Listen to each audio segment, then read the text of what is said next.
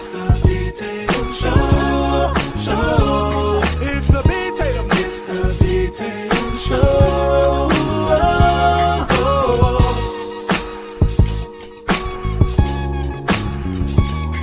It's the B-Tatum.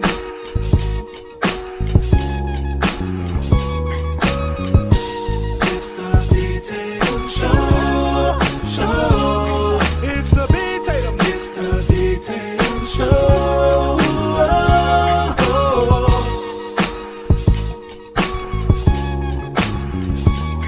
It's the B-Tatum.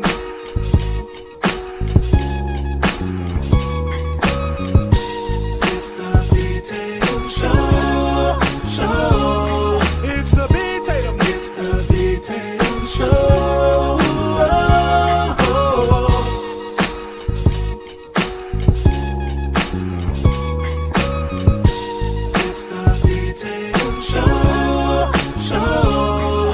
It's the B-Tatum. It's the B-Tatum Show.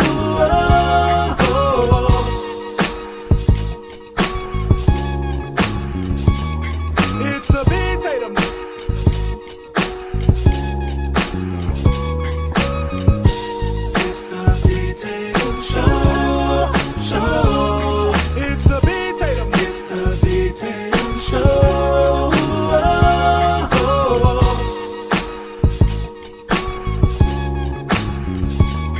It's the B-Tatum.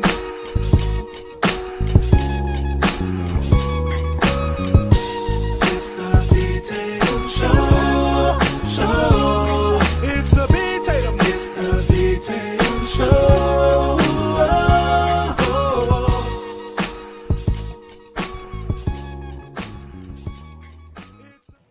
What's going on, ladies and gentlemen, and ladies? It's my first time trying that little starting thing out. So it gave you enough time to put your kids to bed and get on this live stream because it's about to go down. I got a few of my friends with me. Got a new guest tonight. Y'all find out when I bring her on. I think it's the first time we had a female guest on. So for those of you who are sexist out there, you may be excited to have some diversity here. But we're going to talk about a lot of different things. One of the things that we're going to talk about is oppression. Are we oppressed in this country? My answer, y'all already know, is F no. We're not oppressed in America. The only oppression comes from those who want to be oppressed, whether they're oppressing themselves. So without further ado, let me add in my guests. We got my boy, hold on, let me get it straight. We got my boy ABL in the house. What's up, ABL? Ain't nothing, chilling. We got Jericho Green. And we got my girl Megan in the house. What's up? What's happening? Guys, how y'all what's doing? up? Thanks so much for having me. Yeah. Pleasure to meet you. So, I just want to start out with the question because I just spoke at UC Boulder last night. I think it was last night. Yeah, it was last night. And the topic of Black people being oppressed and all this stuff came up. Obviously, that was a part of my speech was critical race theory, but there was a white kid that contested me and tried to tell me that that I don't know, but I'm oppressed in this country, and Black people are systemically involved in this race hustling. And he said something else to me. Oh, he told me what happens in the hood, and that it's because of slavery that people in the hood are shooting each other and all this stuff. And I asked him a simple question. I said, have you ever lived in the inner city? No. I said, well, okay, shut the front door. But anyway, I want to know what you guys think about it. I mean, everybody that watch my show know how I think about us being oppressed. But what do you guys think about oppression in America? Are Black people oppressed in America? Whether to what degree, if there is degrees of it, is it absolutely zero oppression? Let me know what your thoughts are. All right, now the question got to be, if we are oppressed, then let's be specific. Where's the oppression at? I just want to know, because they say, okay, you're oppressed. Oppressed how? Can I not go to the bank? Can I not get some money? Like, I'm in the house right now. I got a mortgage. Super easy. The mortgage dude was an Indian guy. It was a white realtor, Black realtor. Everybody, they say, hey, man, we'll give you some money. I'm getting credit card offers. They're blowing my phone up, blowing me up. Hey, man, got some money you want to sell you? Like, all you got to do is make yourself be productive, be part of society. Don't go to the penitentiary for just the dumbest things, and you be able to get ahead in life. People make these excuses for why they're not where they want to be, but it's not a real thing. And I'm not, some kind of guy that comes from a bunch of money. I come from the hood just like a lot of people do. Not the guy you were talking to, the white guy, not him. I come from the same environment. A lot of my friends dead, a lot of my friends locked up, but here I am. So how am I here and they are there? At a certain point, you got to take personal accountability, personal responsibility, rather than blaming the so-called system. If there's a problem with the system, then show me where it says in the books that you can't go here, you can't go there. Give me some examples that's happening right now today. We can talk about the past, we can talk about all that, and that's fine, that's great. But how about right now? We've progressed a lot in this society from the past, where there was some real actual problems, like some of our grandparents and great-grandparents, like real actual oppression. That is not going on right now. So I'm just failing to see where the oppression is if I am oppressed. Yeah. And really, we've all heard the saying, if you have to ask the price, you can't afford it. Well, if you have to ask if you're oppressed, the answer is no. If you're oppressed, it's very clear. You know it when you wake up in the morning. It's in your surroundings. It's in your home. This is just ridiculous, man. I mean, if we are oppressed, then please tell me a country that is better for us. What country would you rather be Black in? This is ridiculous, man. We sometimes in life we complain that, when you're dealing with a big company or something, oh, I'm just a number. I'm just a faceless number to them. Well, actually, that can be a good thing, because like ABO was saying, when it comes to moving in this world, when you want to spend money, be loan money, whatever. I'm in the same process myself. I got a white realtor. Maybe he hasn't discovered I'm Black yet, but he's doing a great job.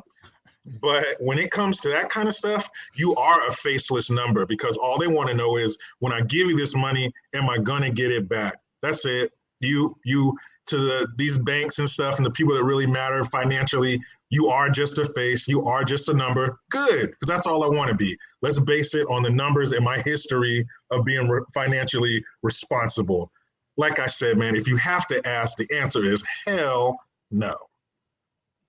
I think, am I echoing? No, you're good. Oh, okay, awesome.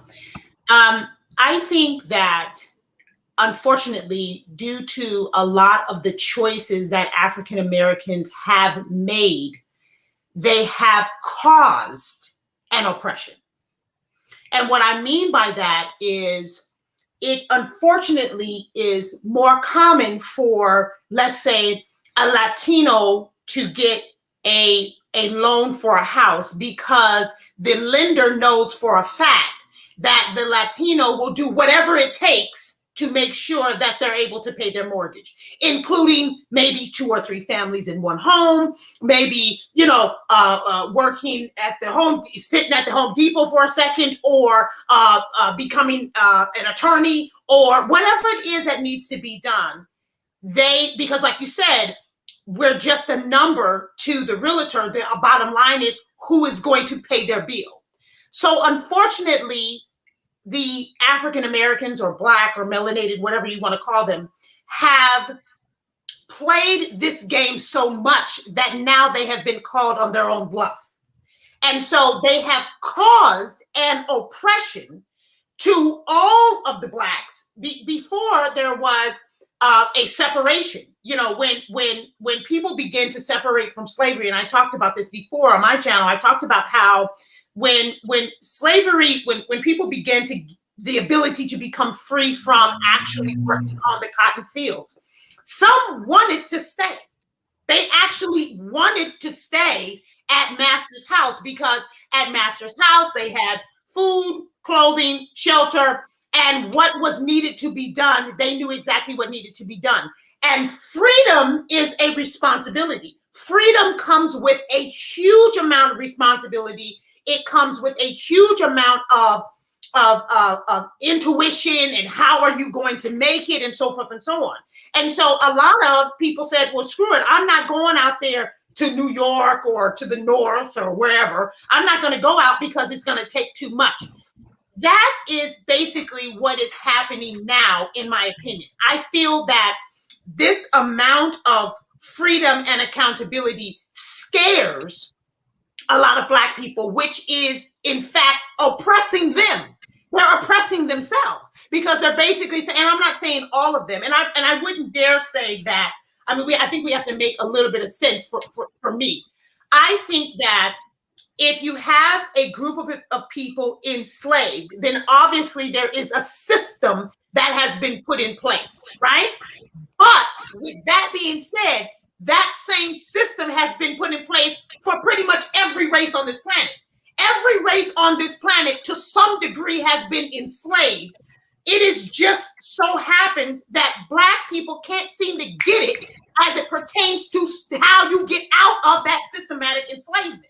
And so we can't sit up here and say, oh, well, there's no such thing as systematic slavery. Well, there probably is, because the system was in place, but it's not so much in place now that you cannot get out of it. It is simply that you do not want to get out of it. Not that you can, that you don't want to, because the getting out of it takes with that an extreme amount of determination and discipline that they just don't, unfortunately, just don't have. We did have it, in the 60s and 70s and 40s and 20s and so forth and so on. But for whatever reason, there's an amount of lackadaisical laziness that has dethroned a lot of the Black community. And then you have on top of that, I know we haven't gotten into it yet, but then you have on top of that, the Democratic Party and the liberals, who basically spoon feed you everything that you need. And so you say, oh yes, more oppression because it's giving me,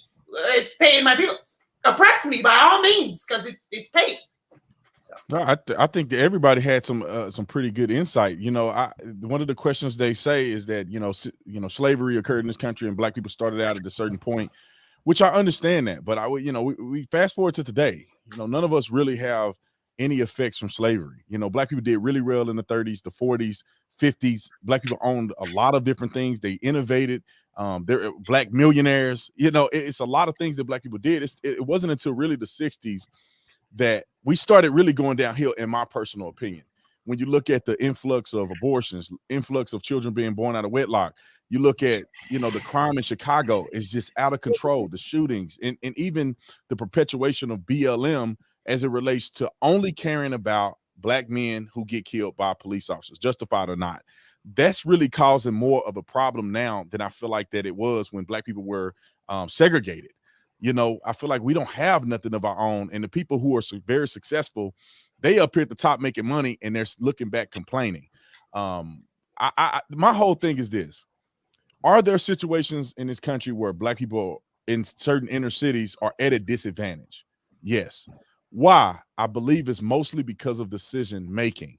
Somebody brought up the crack cocaine epidemic when I was at the speech, and it's like, well, I would agree and give you that the CIA planted drugs in the Black community, but nobody told Ray to sell drugs to his own people, and nobody told somebody, whoever you want to pick a name, to shoot his brother over an argument or to be involved in gang activity. It doesn't matter what oppressive behavior you claim that's occurring from the government. The decision is ultimately up to the individuals. So what do you guys think about the argument of the white man, the government, the CIA put drugs in the Black community and the concept of redlining and all of these things that people typically use to explain that? Well, what do you think, ABL? Okay, now I'm gonna go back to front. Now, as far as the redlining thing, I mean, I got kind of a hot take on that. I feel like that's the same thing as your credit score. Ultimately, that's what it is, because I want somebody to do like an experiment. Take the red line, draw it around a neighborhood that you think is low income or whatever, where they probably won't be able to pay their loans back. Draw the line around the neighborhood and then look at their credit score. Check everybody's credit score in that red line. And then check the credit scores of those who live beyond the red line and see if it's different. I mean, let's just do that, because the credit score is really important. And a lot of people who are probably in that red line probably got a low credit score, probably can't pay it back. Now, am I going to say that everybody in that red line can't pay it back? No. But I'm going to guarantee that you're going to have a higher chance of having a bad credit score in that red line than out. And then beyond that, this whole thing about redlining was not a law. As far as I know, it was a policy of banks, some banks. Back in the day, we had a bunch of black banks that existed. Not so much anymore because of integration. There was a lot of black banks you could put your money into. You had C.J. Walker, the first female millionaire in the U.S. Not just black, but first female millionaire in the U.S. back in the 1920s. How did she get all this capital? How did she get all this money? How was that possible back then when you got redlining going on, racism going on, segregation going on? We had land. We were able to build homes. We had hard skills, being to work with our hands and building houses. Like the Hispanics of today were how we were back then. That was us back then. Like you go like out where I live at, they're building all these houses, right? All the construction. You go outside, hearing the music loud. That's what they do all day. All Hispanics. But that was us. That was us at one point. And we sitting here saying, where the jobs at? We had a whole industry. We had a whole sector of America we gave up because of the welfare state. It's easier to stay at home and do nothing than it is to go out there and work for yourself. And since there's no dads in the home because we took the welfare money instead, there's no men to pass down these hard skills to the children. So now we just, it's more of the handouts. Back to what Megan was saying about, it's something there. There is a system if you want to be part of it. The people that come over here from like overseas or whatever, like the illegal aliens, they come over here. They don't really want to be part of the system. They can be part of the system if they want to, but they really don't want to. They want to do their own thing. They want to build their own stuff. Like the Hispanics especially, they want to go into construction. They want to go into the hard labor industry and build from there. But a lot of us just want to stay in that system, staying oppressed among ourselves. And as far as the crack epidemic, back to what you were saying, Brandon, the crack is there, the guns are there, but who said, hey, you got to sell it, and if you don't sell it, I'm going to kill you? Who said that? There was no CIA. There was no white man in the shadows with a gun saying, hey, sell the crack to your friend, to your neighbor. There was somebody doing that. My uncle was a big-time dope boy back in Virginia when I was like a little kid. He died real early, HIV/AIDS, but I never heard my family members say that he was forced to do what he did. Nobody blamed the white man for what happened to him or for the drugs he was selling. They told me, don't do what your uncle did. Don't go down that road. Don't make the choices that he made. Make better decisions. Make better choices. That's what I was always told. So this whole thing about all these things that are placed there by the government, all these policies and whatnot, I feel like it's just excuses for those who are not doing very well in their life. Let me add this before I let everybody else jump in here. I think people need to understand this one point as well. You know, during the crack cocaine epidemic, there were a lot of black people who suffered, who were victims of the crack cocaine, right? There was people who went to jail over it, but there was a lot of black people who made a lot of money too. So don't forget, the proliferation of drug dealing made a lot of people rich and a lot of people sick at the same time. So people always talk about the victimized, the people who were victims of crack cocaine epidemic, the people who went to prison, but they don't talk about all the people who making hundreds of thousands, even millions of dollars during the crack cocaine epidemic. All right, go ahead. I'm sorry. And I'm sorry. Who's go ahead. Whoever, jump in. Yeah, and I like to put it this way when we begin to talk about that. I would not dare say that crack just came falling out the sky. It had to come from somewhere, right? So I don't think that it is preposterous to think that it was put into the black neighborhoods by the CIA and the this and that and the other, blah, blah, blah. I don't think it's preposterous to think that all the guns and machine guns and all this other stuff that are in Chicago, I don't think that these people are building them in their basement. I think that somehow they're being somehow showing up in the city of Chicago and a lot of our urban cities. But I'll put it to you this way. I remember when I was a center director many years ago, and I had, my employees working with me and for me. And I used to tell them they were predominantly African Americans and Latino.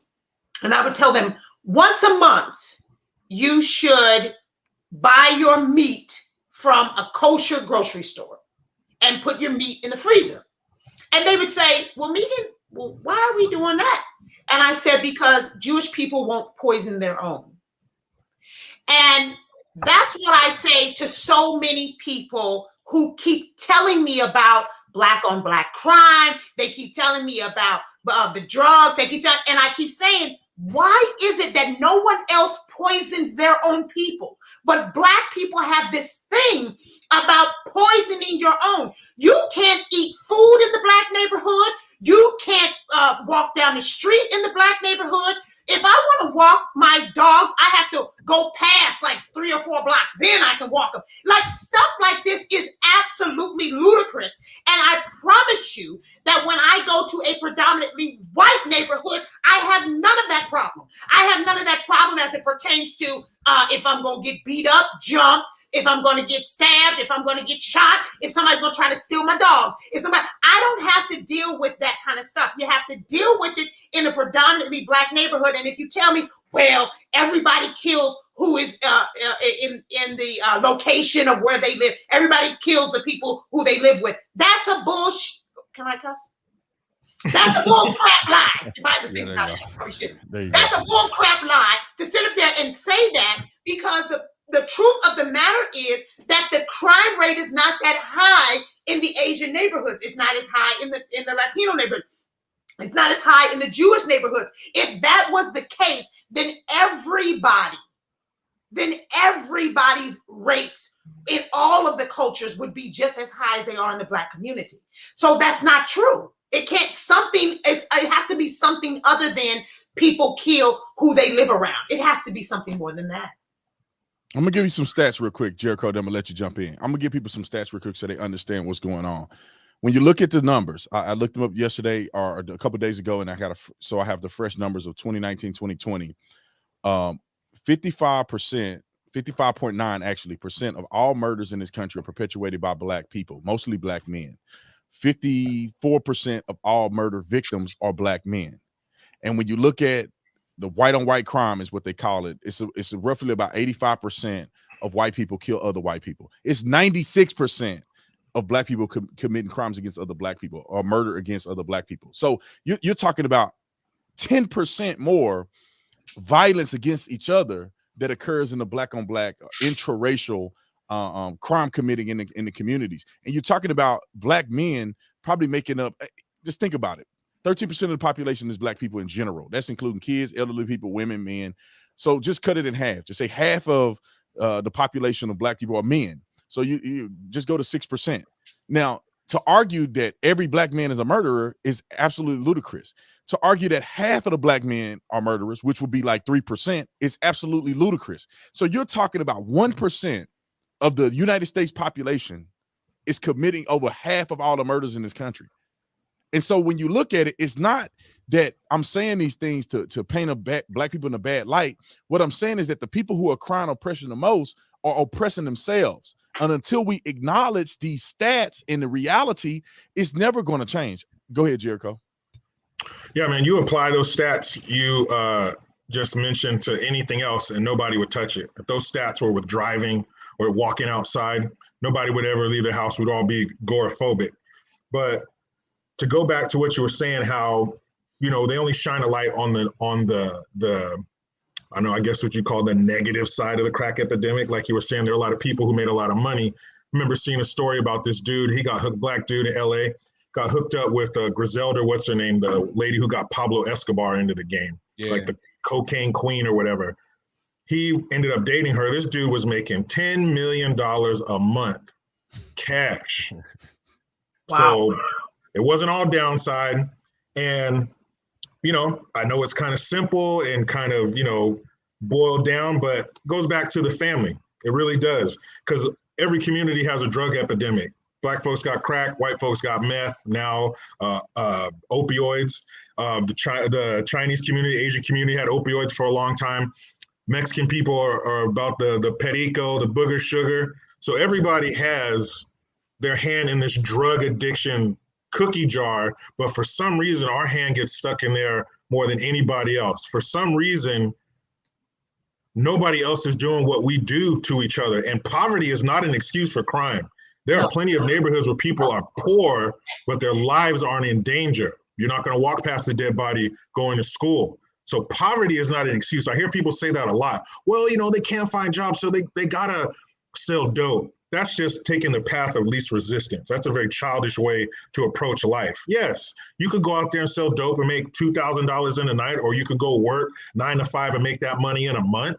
Yes, but a lot of people, unfortunately, they take that path of least resistance, and that path might come with unspeakable violence, you know, and not just the death, the children being abandoned while their mom's out smoking crack. You know, the conditions these children live in, roaches and vermin in the house. They're naked, hungry. I mean, there's so many, you know, things other than just the death of it that are absolutely horrible. And I've met somebody, older Black dude from LA, that he really believed that the CIA flew airplanes over the hood and dropped dope on the ground.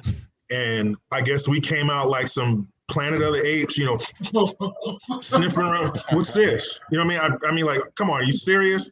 But he really believed that. And like you were saying, B. Tatum, just because it's there doesn't mean you have to do it and have to inflict these unspeakable acts on what you call your own people. And how you can ignore these numbers, the statistics. I'm 2,000 times more likely to be killed by somebody with my same complexion than a cop. But if you let the mainstream mediocres tell it, and these out of touch celebrities who got survivor's guilt, the cops, number one, not poor diet, not hypertension and all that. Nope, it's the cops, not this dope boy who's going to kill me because I'm in the wrong area with the wrong colored clothes on. You don't see that in any other community, and it goes back to the family not having a father there to teach you to check your emotions, to teach you kindness, to teach you not to fly off the handle, because nowhere else do you see somebody with what someone in the Black community might consider disrespect to react in such a way, to kill this person because they said something to you. Like Nipsey Hussle, everybody's a big fan of his now because he's dead. He got shot because he called some dude out in front of a group of people. Is this high school? So this dude came back and took this man's life because he made the crowd go, ooh. That's it. That's a reason to take someone's life. So somewhere along the line, we have to be taught that our lives don't mean anything. We have to be taught that, so what? Go kill somebody who looks just like you. It's no big deal. It's just like breathing. And I think just to piggyback on what Jericho is saying, you know, the music that is produced in the urban community, you know, I don't speak Cantonese or Korean or whatever, so I don't know what kind of music they have, but I'm assuming they don't have music that says kill them, shoot them, wet them, like, you know, like calling their females hoes, and I'm sure that they don't have that. There is no equivalent of what we see, like Kodak Black and all these. They don't have that equivalent in these other cultures. And what I find to be so incredibly interesting is, for some reason within our culture, African Americans, they don't know right from wrong. Like, just basic, this is basic. Why would you allow your child to listen to complete filth and then say, well, that's what the kids are doing these days? Are you crazy? Like who cares what the kids are doing these days? They don't have to do it in your home and in your family.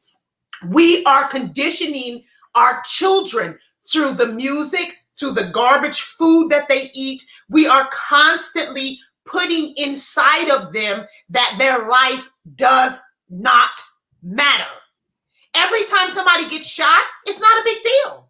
People are just like, oh, well, so-and-so died, and da-da-da-da-da. And then here comes the next rapper coming up behind him. Yeah, that's my dead homie, this and the other. They've got loads and loads of cash. We still don't know where they're getting the money from. They got loads and loads of cash, which is usually an advancement from the record label that is promoting this destructive music. They're talking about females like crazy. And not only, as Jericho said, not only are you missing the fathers in the home due to the statistics, but you're also now having women who are not stable, who are not raising children. I was raised by a single mother. So you don't have these days, even the women are not stable. They're not raising young men the way that to their best ability. They're not raising young women to the best of their ability. They're listening to WAP and foolishness, and you got Maxine Waters talking about she likes WAP, and I mean, it's just one extreme to the next, and it's just disgusting. That's funny. The kids grow like weeds. the kids grow like weeds. There's no care, there's no attention. Rather than a garden where you got to tend to what's growing and you got to take care of it. It just happened, and you watch them get big, and then when they get to be an adult, they're a menace. They become demons because nobody gave them any kind of guidance. They're listening to whatever kind of music. There's no parenting, and they just internalize the worst of the worst. They're living bad home lives. They're internalizing the music. They're eating whatever they get their hands on. There's no parental guidance from the mother or the father. Maybe the grandmama, maybe, but that's pretty much it. So then you're wondering, hey, why is he going out there and robbing the 7-Eleven? Why'd he kill that old man? Why'd he beat the old lady up? Why he kill an old lady? It's because nobody taught them anything. Nobody cared for them at all as a child. Yeah, I mean, go ahead, Jericho.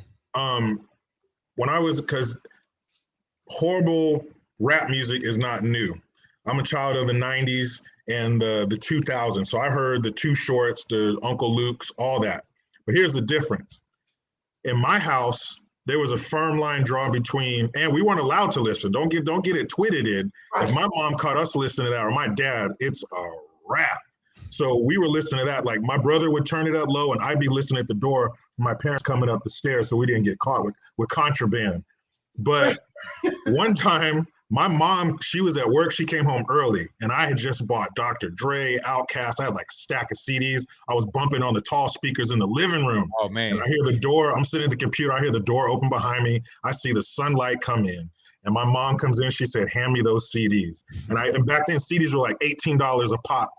I handed those CDs to my mom. She opened up the fireplace and threw every CD in there, and I watched them melt into a big old plastic ball. See, kids are always going to get into stuff, but there's got to be somebody at home that lets you know that's fantasy. That's not real. That's something other people listen to. It doesn't go down in this house. And like Megan was saying, when you got the last person left to drive the boat who's half crazy and not teaching them anything, here we go, Little Nas X. Yeah, man. I mean, you hit the nail on the head. Somebody in the comment section said all of y'all was raised by single mamas. Raise your hand if you was raised by a single mama. Two people. So two of us out of the four were raised by single moms. I had my daddy. My daddy was my mom and daddy were together, but I had my daddy. I had my dad though my whole life though. Like I'm in a single. Yeah, I had my dad too. Like my dad. They weren't married anymore. Right, exactly. Right. And so me and my dad were tight, super tight. So this is what people like to throw these shots and try to act like everybody on this panel had their dad in their life. So it's not that we're saying these things because we're trying to rag on, and we actually the bottom line is this, man. These things need to be spoken about, spoken for, because all we hear is the narrative of Black oppression and Black people, white people doing this. It's like enough with white people. Black individuals, if we want to make a difference in this country, and if you're white and you want to help Black people, you need to know the truth. You need to know what's really going on. I grew up in and around the hood my whole life. I know and I hate this. Some of my family members, and I ain't gonna say nobody's name so they can't get mad at me. They know who they are, but they didn't raise their children properly. They didn't give them any hope. They didn't give them an example of something positive. It was just hood. You just like your daddy, talking crazy to him, beating them for no reason. Man, some of my cousins used to get punched. They didn't get spanked with a belt. We got spanked with a belt. We were civilized. My cousins get punched in the chest, get hit with his broom or something, And it's like, I saw my friend get punched in his jaw. He was like 6 years old in the jaw. And matter of fact, it was his mom, because we were in this basement apartment. Oh my God. I'll never forget it. His head was up against the wall because he was getting cussed out by her, and she hit him, boom, right in the jaw, and his head hit the wall, bounce. That is what we're dealing with. It's crazy. And this when he got to be older, he went to the penitentiary. And this is what we need better examples. And because you talk about music, just like you said, Megan, when you're talking about the music, I mean, when you're a young man and you growing up and you're looking for people that look like you and see what they're doing, if you see dope boys out here, they the ones getting it. They the ones are like the Bill Gates to in the hood. They seem like they got money like Bill Gates now. They got money. They got women. Everybody liked them. They seem to be, invincible. They go to prison and get out. Everybody loved them. You get more love getting out of prison than you do graduating from college. Yeah. And I'm not trying to say nothing, but like when my cousin come home, They gonna throw the biggest party ever known to man for him. I can almost guarantee. The whole family gonna get together, be crying and everything.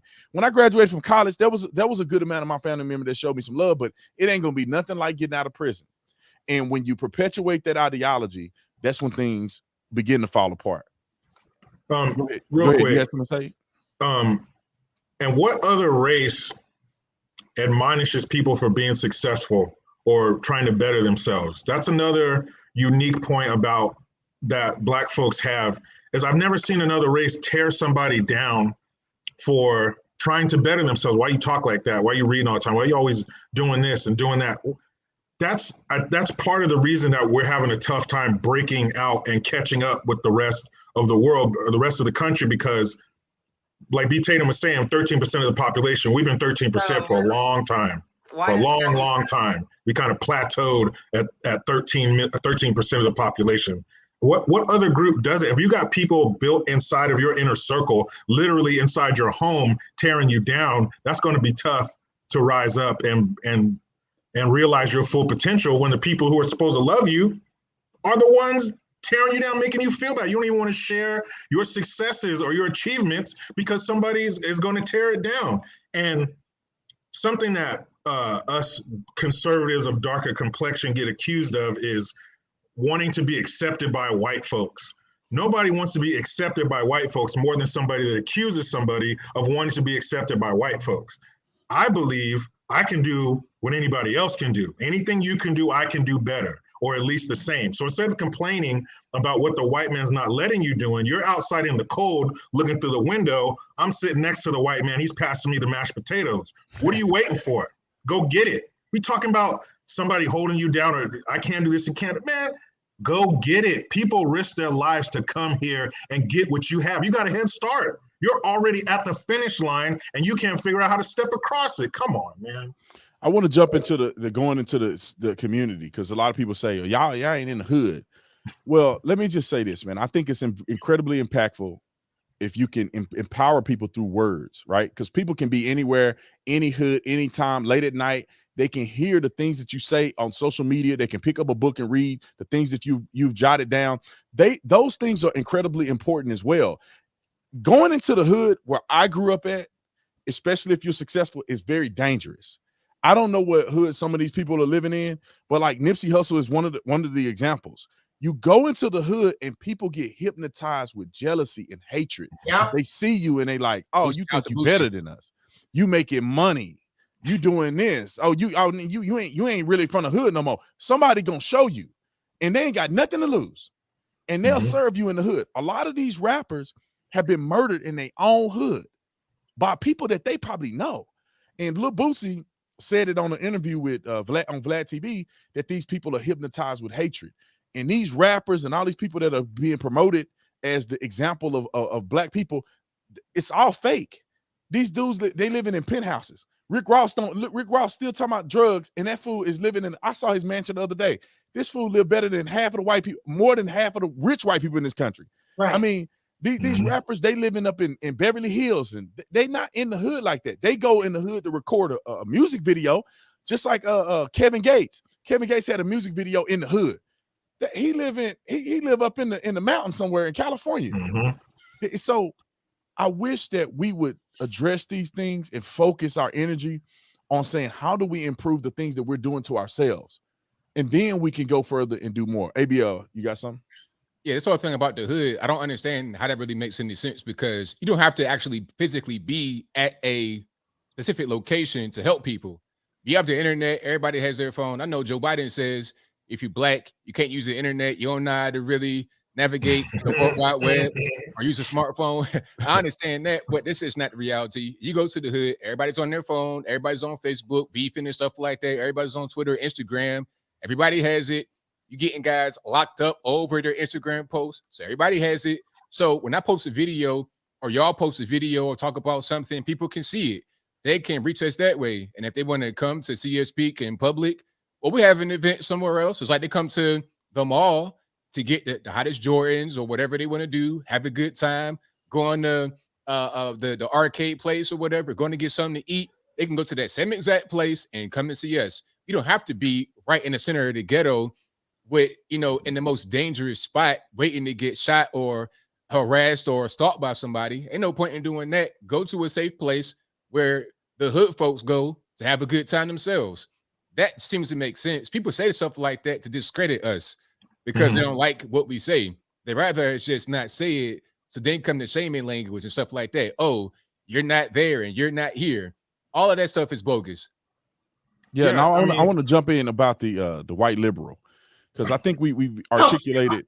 I think we've articulated a lot of what I feel like we need to talk about in the Black community, a lot of woes in the Black community, a lot of things that have gone wrong that needs to be addressed in order for things to change. Now, let's talk about the white liberal. Like, what are things that the white liberal have done and things that they need to change in order, you know, I think in order to make the situation better? Because when I was at that event, like I said, it wasn't a Black person that came out there and said, Brandon Tatum, you're oppressed, and let me tell you why you're wrong.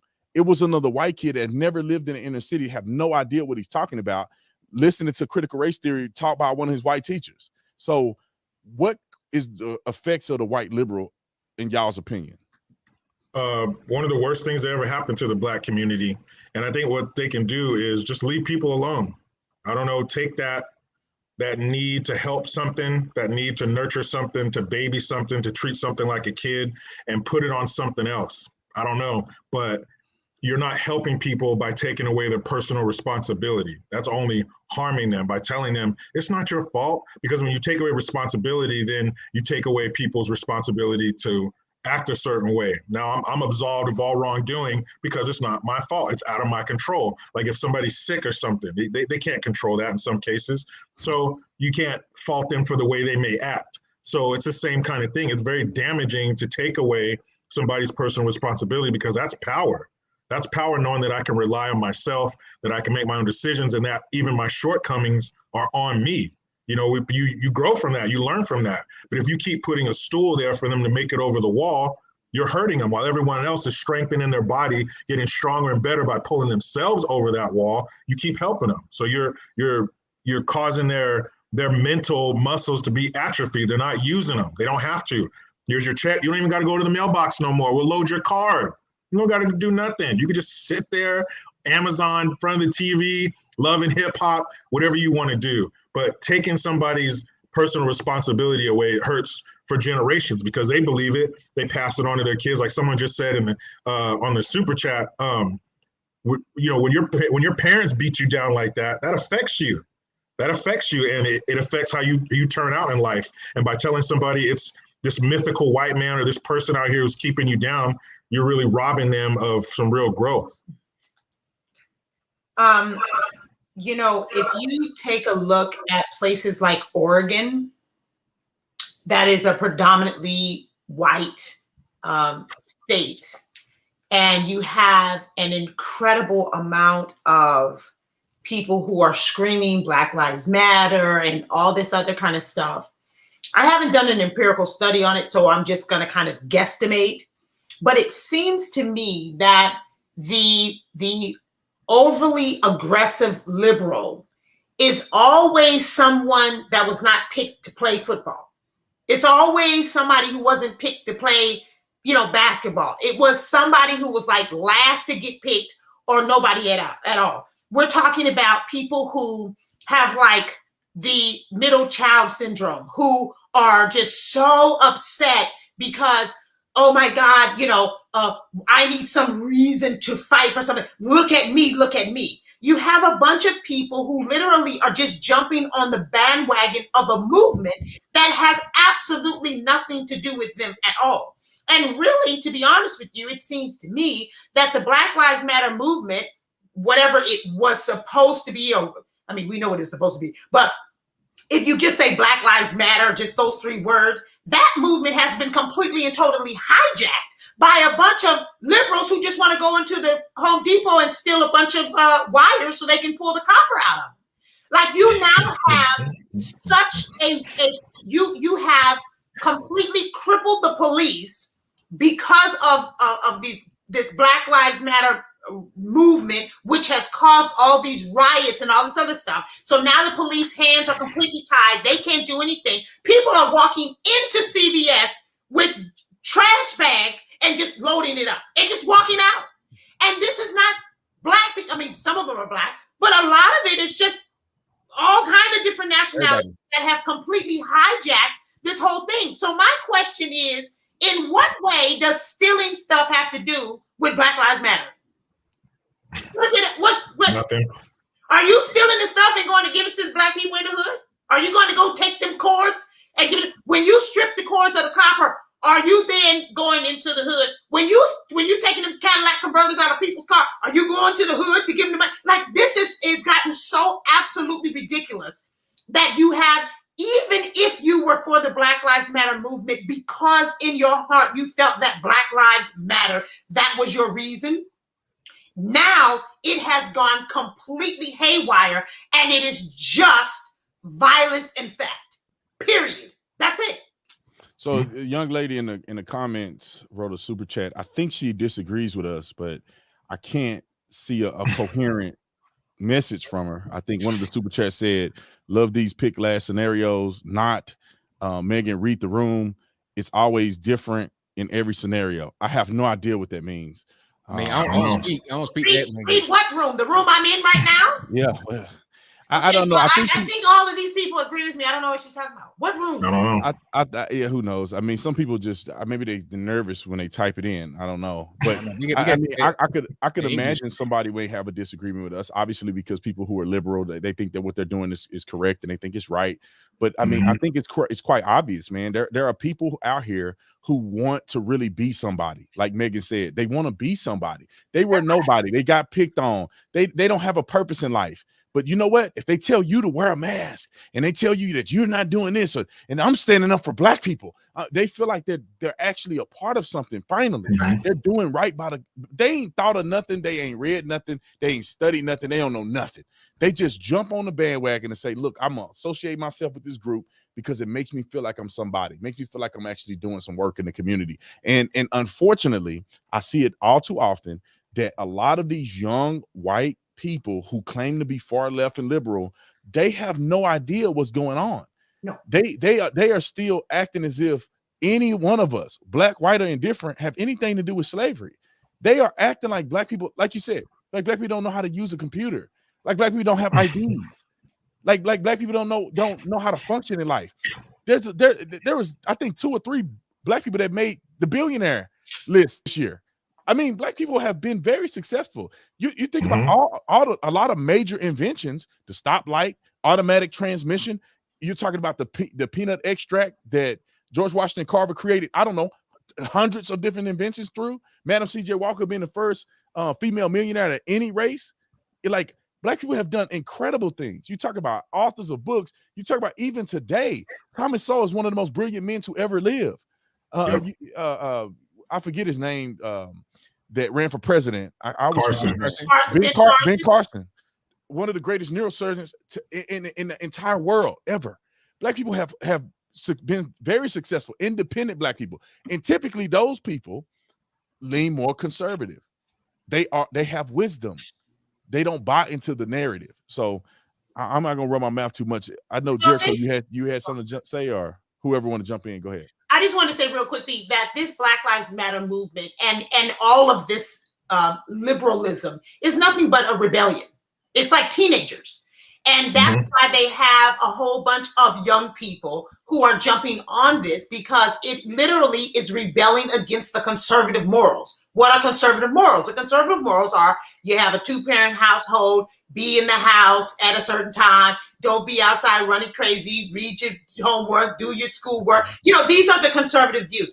We want you to work. Maybe you work for the family business. Maybe you do this, save your money. Don't go buying a whole bunch of tennis shoes, whatever. These are the conservative values. So children rebel because that's what teenagers do, right? They rebel. They're like, I don't want to do that. So the new thing is, okay, well, I'm going to jump on this liberal bandwagon and because that's the way that I can buck against my mom and dad. I can buck against this right way of doing things. And that's why I try to tell people, you could have been conservative and Democrat, but now you can't, because they have made such a serious distinction between like just regular conservative values and Democrat leading ways of doing things. It should not have been that way. You should have been able to choose a decent, mayor or governor or whatever, whether they were Democrat or whatever. But now you've got these Democrats going so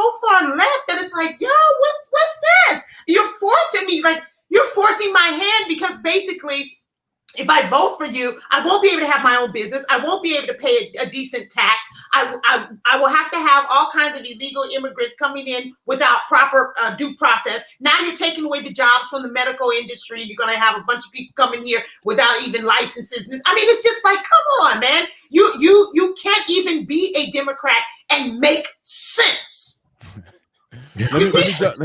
Let me jump on this. Let me jump on the super chat real quick. Lauren S. When we talking about, she said, Brandon, I've been here for a while. I bought your book. Thank you so much. I align with you at ABL.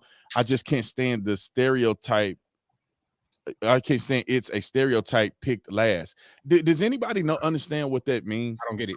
Yes, this is what she's saying. So the scenario that I gave was that it's a middle child syndrome, or you were picked last for basketball or baseball. What I'm saying is that the self-esteem that comes with, or lack thereof of self-esteem that comes with this liberalism, is a forcing yourself on me. So a good example would be the guys who are not strong enough to fight other guys in the MA or MMA. They now want to fight against women. In my opinion, that guy was picked last. So he's now going to force himself on women and say, well, now I'm going to be first. Regardless of whether it's wrong or not, he just wants to be picked first. He wants somebody to say, yes, you won. Yes, you're strong. Yes, you're bigger than the person with whom you're fighting. So when people are bullied, they're constantly like, their self-esteem, their self-worth is just getting trampled on constantly. Right? So if you're being picked last, at some point, you'll do whatever you feel is necessary to be picked first. And so what I'm saying is this whole BLM liberalism, you'll do what I say, I don't care, mass Nazi type of attitude is because these people don't have no business. They don't have a personal understanding of themselves. They were always picked last. I really hope that explains it. It makes sense to me. There's actual studies that speak about people that have been in this predicament that didn't get enough attention from their parents, or they were bullied in school, or they were always an outcast. Those people tend to act out in certain ways, which research have shown. And some of the ways that they act out is doing things like this. A lot of people who have, and a lot of times, if you look at it, it's normally people who have identity crisis. And a lot of young people who are black, who they call themselves black, that are mixed, are the ones that have the biggest identity crisis. You look at somebody like Colin Kaepernick and some of these other people, they don't know where they fit in. They feel like they haven't done enough for the culture because technically they're black, but they don't have any of the experiences. They didn't grow up like that. They grew up with a white family and a black family. And in many cases, when you're young, you get picked on when you mixed because you ain't black enough. You know what I'm saying? You're white, and especially if you're not black or white enough, right? Especially if you have good hair or you got pretty eyes or something. I went to an all black school. The yellow bone girls used to get picked on all the time. They used to always pick on my mama. Was yellow. They used to pick on my mama when she was in school because they said she want to be white. She want to be like the white people because my mama just so happened to be light skinned. Let me go ahead, ABL. I thought you want to say something. I kind of lost it, but now here it is. When we look at Antifa, for example, when you see the Antifa arrest records, all these pictures of the mugshot galleries, you see all their problems right on their face. You got some meth going on, you got some crack, you got some weird hair colors, you got some crazy faces. So you know that there's more problems than, this identity crisis. You're dealing with drug issues. You're dealing with some really deep-seated problems that they use things like BLM and whatnot to just act out. It's all part of it. It's a lot of mental illness that's kind of untreated, and they use this as a vehicle to try and treat themselves, and it's not working because they still out here acting the fool. Yeah, go ahead, Jericho, and then after Jericho, I'm gonna show a picture of what ABL was talking about. I think it's a mix of, they didn't get a hug or something. It's like Megan was saying, it's a very juvenile way to act out. It's like, this movie comes to mind because I was watching it with my son. I used to love it when I was a kid. It's called Breaking 2 Electric Boogaloo. And the plot is these evil 3-piece suit wearing white people are going to come and tear down the community center in the inner city for in the ghetto. So I think these kids still view their parents as those evil conservatives, and they need to get down there with the people and not let this happen. They need to show that they're virtuous. And I come from not like a survivor's guilt, like some of these athletes and these actors that come from now they're rich, but I have it good and I feel bad that you don't have it so good. So I need to come down there and get this guilt off of my shoulders, no matter if it's detrimental to you or does absolutely nothing. But this is something I need to get off my chest regardless. I think a lot of this honestly would be solved with a road trip. If these people would start from one coast and drive to the other with their dad and get them hugs out and those cries out, then they won't be looking for acceptance elsewhere.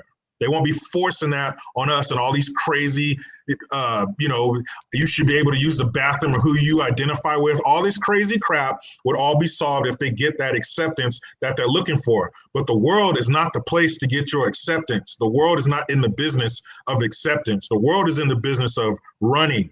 So you need to add something to it. You need to hop on the wheel. It's like double dutch. You got to get ready because when you get in there, it's time to go. You got to be on rhythm. The world is not where you get your acceptance. It's too late for that. You should have got that from mom and dad. You're out here now. You're on stage. The lights are on. Lights, camera, action. It's too late for that. But they're going to get that acceptance somewhere. And since mommy and daddy didn't give it to them, they're going to squeeze it from the general public. And there are the faces. And it's quite disgusting. But something you said, B. Tatum, when you mentioned Colin Kaepernick, I got a buddy of mine. He was raised in Oakland. He was in the radio business in the Bay Area, knows a lot of people. And Kaepernick has a foundation out there called the Know Your Rights campaign.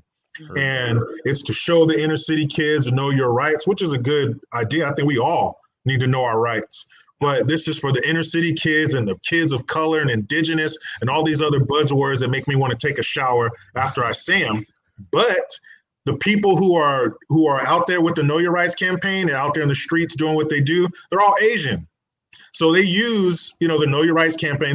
The people of color, the inner city kids are the face of it. They're on the posters, but the people who are out there doing it are actually a bunch of rich Asian kids who are working out there, virtue signaling SJW wet dreams. But man, they're all full of crap, man. I mentioned something in the video. They like to use us, but they don't want to be near us. You know what I mean? They use us for the attention and the money and to get their whole thing off the ground, but they're not serious, man. Come on. They're a bunch of Asian kids out there doing it. Bruh, think about this. Y'all remember all them black squares that people posted? Oh, I remember that. I would love to survey and go see what else about black people that y'all post after that, because I see a whole bunch of black squares, but you don't see nothing else pertaining to black people after that point. So it's just virtue signaling. It's like y'all care about black people because it's trendy, but in reality, you really don't care, because all the young people that get abused and mutilated in the inner city, nobody talks about them. They don't get a t-shirt. They don't get no shout out. They don't even exist. There's more children, and I'm gonna keep saying this. There's more children that have been shot in Chicago alone than children that have died across the country due to the COVID virus.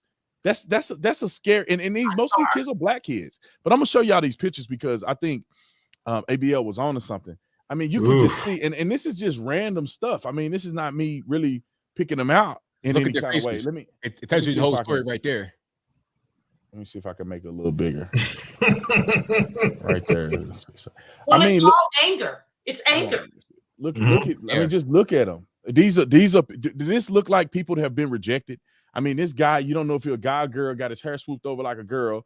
I mean, all of these people. It's not about judging. It's just about observing. Yeah. You can tell that these young people got stuff going on with them. They are not fitting in society properly. I mean, look at them. You don't even know some of these are they girl or they boys. That tells you a little bit about how confused they are. I mean, even if you look at this picture, there's nobody that looks reasonably put together. They all look like degenerates and rejects to some capacity. And this is not.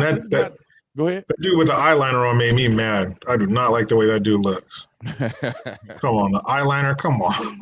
I mean, just look at this picture. This don't even look like real. This look like a skit. I mean, people got makeup on. It looks like Some of It these looks like people the character selection for a meth-based video game. yeah, I mean, I mean, look, I mean, some of these people look mentally ill. Some of Oh these people man. look, I mean, all of these people look like at some degree they've been rejected in society. Look at these people. And it's, you know, I almost feel bad for some of them, but Right. I mean, Yeah, just, and just see, and the thing of it that is really, really incredible is these people, based on just like you said, just based on looking at them, there is so much anger and so much pain that they're now putting on top of a movement. You see what I'm saying? And so it's like, okay, so was this ever about race ever? You see what I'm saying? Because now you have people that, I think I saw one black person in these mugshots. One black guy. Did I see more? this is a black life. This is a Black Lives Matter protest right here, and there ain't no black people in this little shot. Her right there. She kind of black. Might be kind of like she look maybe Asian. Yeah, she's Filipino or some kind. Yeah. So you know, there's a black guy that I saw. Yeah. So and he looked like he accidentally just rolled up. Yeah. He looked like he and him and Nas hanging out. Right. He was on his way to his boyfriend's house and got caught up in the riots. Oh man.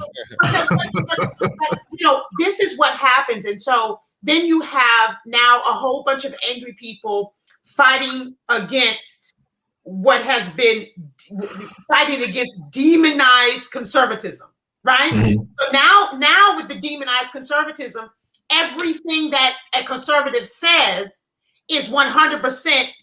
Oh, well, you got to be wrong. So let's say, for example, the mask and the jab, right?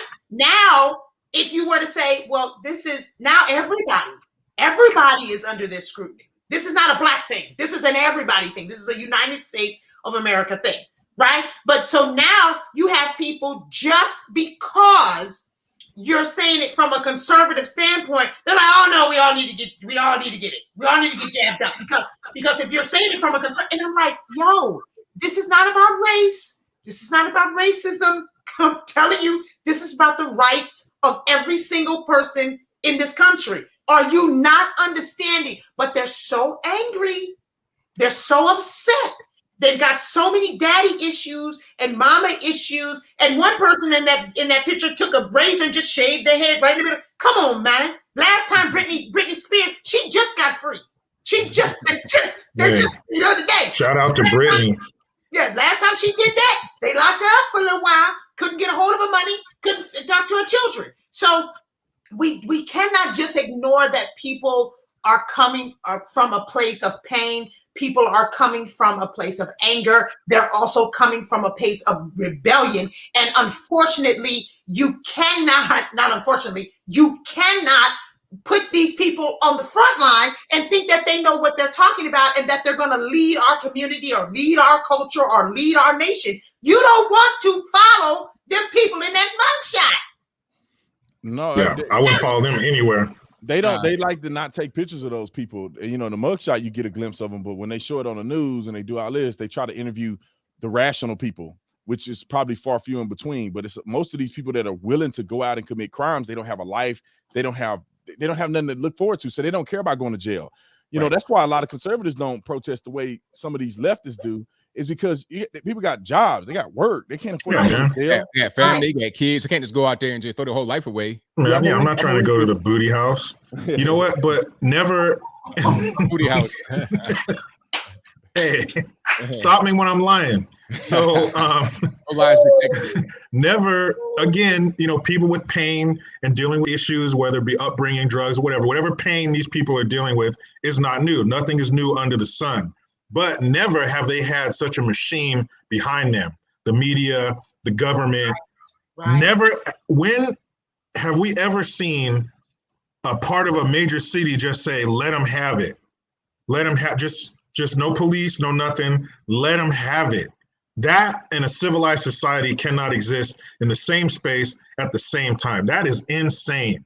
You got people. The mayor of Portland went out there, got pepper sprayed by him, and was still like, "Nah, let them have it." As you're got your head like this, pouring a bottle of water in your eyes. Are you crazy? Since when have people like this had such support and such been. I mean, they're fostering. They're giving them everything they need, whether it be a space to act like this, bricks, whatever you need. They're giving it to them, and who knows how many people in the media are looking at this thinking in their real life that this is crazy, but they're on TV promoting it. Black Lives Matter. It's because of the president made these people do these things. When has this ever happened? What happened to a time where we looked at people like that and said, lock them up? They are crazy. You can't have 6 blocks of a major American city. I wouldn't give these people an empty parking lot, let alone downtown Portland.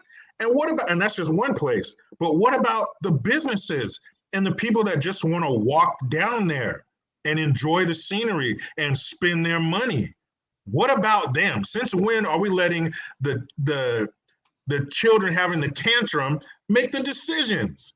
This reminds me of one time I was at work, and this little boy is about 3 years old. He does a textbook tantrum. He lays on the floor, starts beating his fist on the floor. I'm not going to. His mother lays on the floor next to him and starts rubbing his back, telling him, you're doing okay. You're going to be fine. My dad would have snatched my spirit from my body right there in the store. Are you kidding me? But this is what we're doing now. My dad, I wouldn't be here. I wouldn't be here. You never know who Jericho Green was because I wouldn't have lived. My dad could take that belt off in one move, have it folded in half when he brings it back for action. Y'all parents used to pop it like that? Oh yeah, I got plenty of them. Yeah, my daddy warm it up, pop. My parents, they would close their bedroom door and you could hear the belts knocking against the door. Anyway, I'm about to have a flashback. But societally, that's where we are. You got the government, the federal government, state government, laying on the ground and stroking these fools' backs, telling them they're doing fine, instead of locking them up and then having some DAs who keep them locked up. If you're going to do something, but know that they're just going to bring you in, take your picture, and pat you down and then let you back out, why am I not going to go back out there and smash the window of that store and take all this stuff out of there because they got insurance, right? When did we start supporting and nurturing this kind of insanity? Yeah, I mean, spanking your kids is, I mean, depending on your child. You know, I had to spank my oldest son twice in his life, and he don't want that smoke no more. So I don't have to do nothing. I just tell him. You know, but somebody in the comment section, we don't hit our kids, we don't spank our kids anymore. Like, well, maybe that's the problem, man. I mean, I'm not saying that's for everybody, every family, but if your kid on the ground acting like that, do you need to do something about it? And rubbing his back ain't the answer. My son did that one time. He threw himself on the ground. That's when he got his second whooping, not his first whooping. The second one was because he flushed shampoo down the toilet and it was red. It looked like blood. And so he was like, oh, Daddy, I was something wrong. Like it was, I thought I had to take him to the hospital. So he lied to me about flushing freaking stuff down the toilet. So I say, look, you can do anything. I can forgive you. We can work through it. You lie to me, I got to get you. And so him lying, I had to get him. But the other time was that we would get McDonald's. He want to eat the Happy Meal in the car. I said, no, you're not eating the Happy Meal in the car. You're not going to waste it all on my car. He getting the half, throw himself on the ground because he couldn't. And he got a whooping right there on the ground. I got the belt and I went pow, pow right on the ground. He's done. You know, did he ever do that again? No, he didn't. I see him. You want to throw a fit? What? You gonna do what? Oh, no, Daddy. I don't. Okay, I don't have to do it again. That's what we should do to our kids. Quit being a coward, being afraid of your doggone kids. Some of these parents, they get kids are raising them. Oh, little Johnny, shut up. You don't run nothing in here. I'm a dictator. I tell you what to do. I tell you where to go. I tell you where to look. When you turn 18, you can do whatever you want to do. As long as I'm spending my money on you and feeding you, you're gonna do what I tell you to do. I don't even care about your feelings. I done lived this life already. I know what you're going through before you go through it. I'm gonna guide you through this part, and then you can do whatever you want to do when you're 18 because you out of my house. Yeah. So these people out here playing, negotiating with kids. No, man, I got friends. I have friends already. I don't need no 8-year-old friends. I got homies. You know what I mean, buddies? Like my son. You know, he comes sometimes when he come from his mom. He come to me and he say, "Dude" or something. He'll say something like that. I'm like, "Look, hold on. Hold on now. I'm your daddy. I'm not your boy. I'm not your dude. I'm not your friend. I'm your dad. I'm your father." And of course, it's hard for me to break his little heart to tell him that, but you got to get into their minds that, hey, this is different. This is a difference. Don't get too carried away. I know you're having fun, but I'm your daddy. Don't get it twisted. Let me read the super chat real quick. $2.99 or $200 super chat.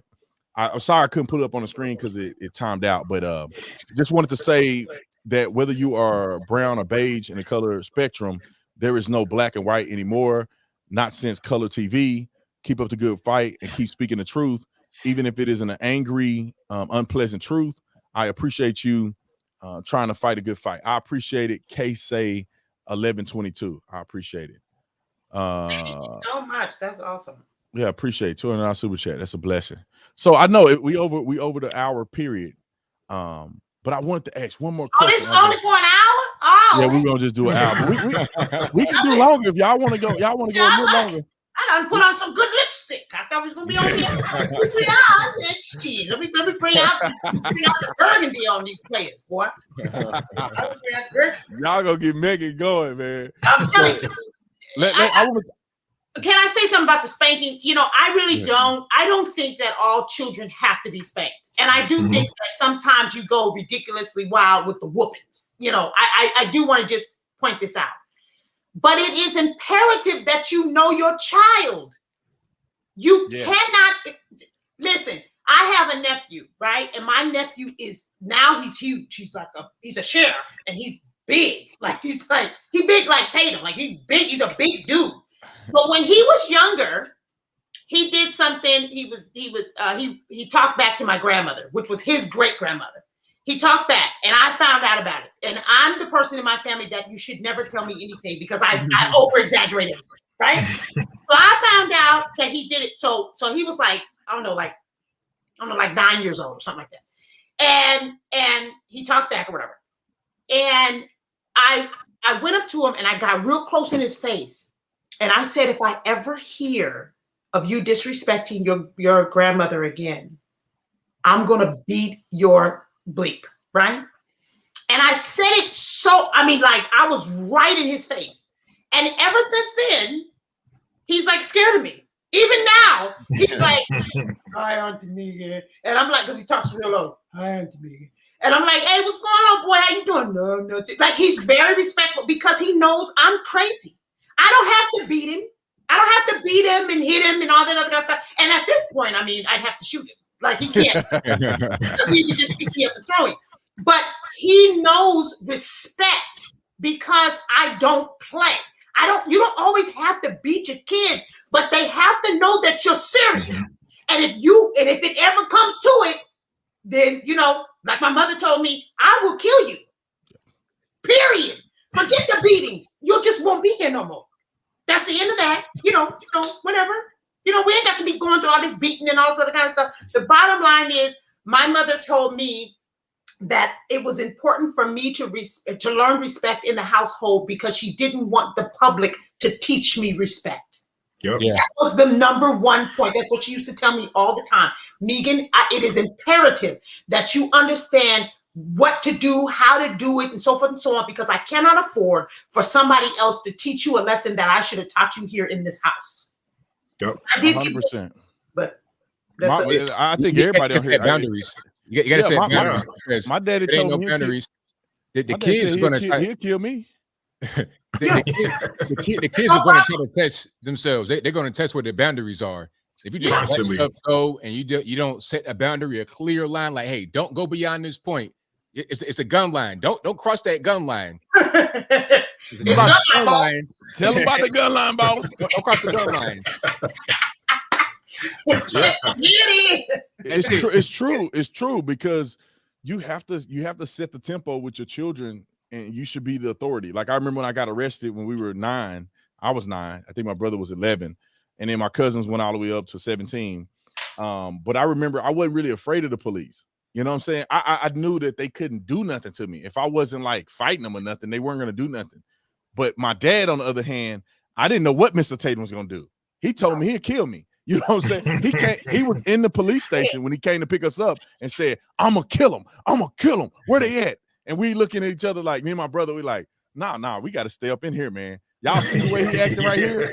Y'all can't help us when we get home. And my dad didn't even whoop us though, which was still to this day, I'm like still thankful for, because I know he probably would beat us to death. He was so upset, and we had disrespected our family by getting arrested for marijuana in the back. You know, my dad was a firefighter in the city of Fort Worth. So his kids getting on a juvie, you know, it was a mess. But My dad knew, he knew me. He knew that this is whooping time, or this is, I'm gonna have that talk with you because I know what's really gonna hit you. And it was basketball. I wanted to be like Michael Jordan. And he told me, you'll never play in the NBA if you don't act with integrity and you keep running around and getting in trouble. And like that was way worse than a whooping. I was like, Michael, I can't play basketball. Like I didn't get in trouble again in that way. So knowing your kids and the standard of who do you respect more? I respect my daddy over anybody, you know. So, and I think us as parents, that's what we should be. Your kids should respect you. You ain't got to worry about the police saying something. You worry about what my daddy gonna say, because you know you're gonna obey the police, because you don't want the police, your daddy, to find out you were disrespecting the police department. So, yeah, my wife and I, we were married for 3 years before we had my daughter, and we sat down and talked about it because my wife, she didn't get whooped.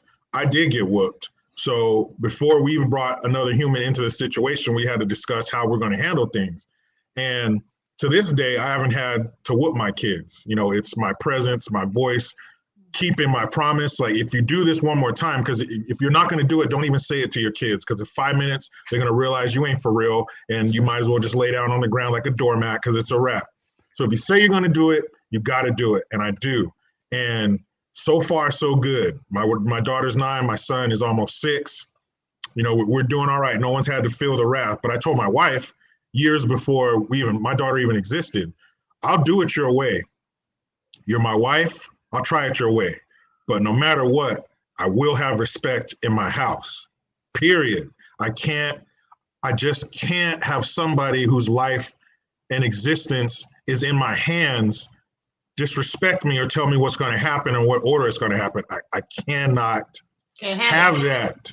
So whatever we got to do to maintain this respect, I'm with you. If I don't got to touch them, I'm with you. But the moment I have to make a decision, respect is going to be what it is. I've seen, even as a kid, I grew up with kids. This one dude, Michael, his mom was talking. He said, "Mom, shut up. I'm trying to talk." And she shut up and let him talk. And I was waiting to be a witness of a homicide. I thought it was going to be like, "Officer, it happened so quick." She reached back, tore his head off. You know, I thought I was going to witness something. Right. She was 10-2, didn't say nothing. I couldn't believe it. I didn't want to tell my mom about that because she wouldn't even let me go back to his house. But I cannot, I'm not laying on the ground rubbing nobody's back. I can't do it, because you have to teach your kids respect. Like you were saying, if you don't do it, somebody else is going to do it. My mom would tell me, if you don't know what to do with your time, somebody else is going to figure out what to do with your time for you. And you owe it to your kids. You owe it to them. There's an obligation to your kids when they get here to give them your best and give them the tools to be a productive member of society. So if you don't do that, you fail them, and they're going to end up as a mugshot on B. Tatum's live stream. Oh yeah. But I think that some people are afraid to express that. They're afraid to get, you know, personal and with their children. Like, you know, you can't let them do that. Me and my wife are just a little different, you know, because women are just a little different sometimes. You know, they may be a little more sensitive, and I'm like, nah, I don't care nothing about your feelings. I don't care nothing about you. I don't care nothing about your feelings. You cry all you want. I run this. But anyway, that's why you have a mom and a daddy, so we can balance a little bit, because I'm a drill sergeant. So, but my thing is that ever since, you know, even as a baby, you can still reiterate these things. Say it to him. No, I said no, take the hand away, whatever the case may be. When my son was not old enough for me to obviously put my hands on him, I just pop his hand. No, you don't do that. Don't do that.